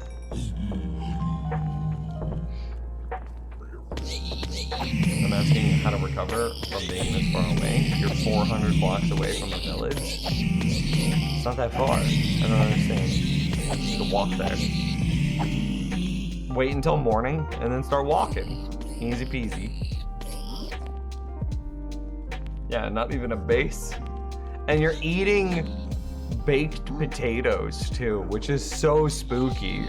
Like, baked potatoes have such a low saturation. When you cap out your hunger, it's like, oh yeah, you probably get 1 heart back.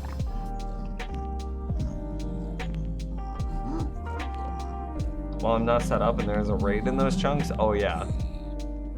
Definitely get you a bucket of milk. That's also an important thing, because if you get the bad omen effect, you could scuff the entire thing.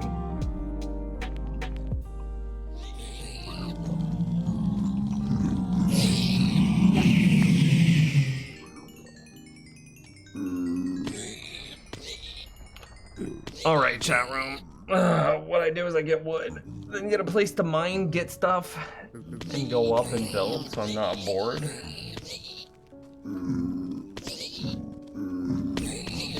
I mean, hey, if it works for you, I'm not trying to shame your way of playing Minecraft. I'm just saying the way that I've approached this is slower. It absolutely is, and I'm never going to deny that. It's a very slow way of moving through the Minecraft power curve. That being said, it's very safe. The amount of risk that I'm assuming with this thing, the amount of safety that I am stretching for is minimal risk, maximum safety. I think that's very clear. But I mean, if you have more fun being risky, if you have more fun with your style of doing it, I'm not saying that there's a right and wrong way.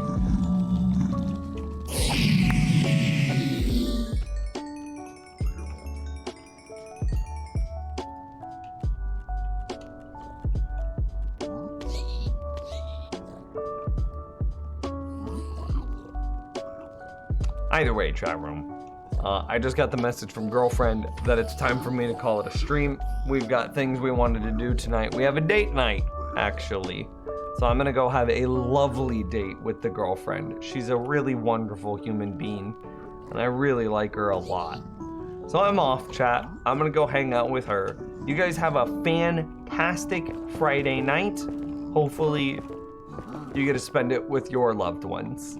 I will be back. I'm gonna try to stream over the weekend because today was a short stream day because of real life responsibilities. So keep an eye on the Discord in case we do manage to squeeze in that bonus weekend stream. Thank you guys for hanging out with me today. By the way, Clawley, I want to hear about how you like the Gates barbecue sauce. I want to hear about that. Anyway, I hope you guys have a wonderful weekend. Shout out to Grog, Cody XE, Necrowolf, potentially Eric, Gareth, Homeless Troll, Double A, someone.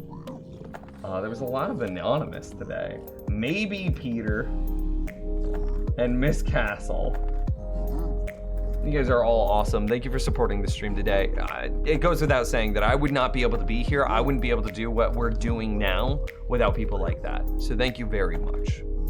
I'm off. I'm gonna go have that date night with girlfriend. Keep an eye on the Discord for a bonus stream. And if I don't see you in the next 2 days, I will see you Monday. Same time, same place. Have a good night, chat room. Oh, thank you. Clark Kent, I appreciate you. By the way, Superman would be a Chiefs fan. 100%. Go Chiefs.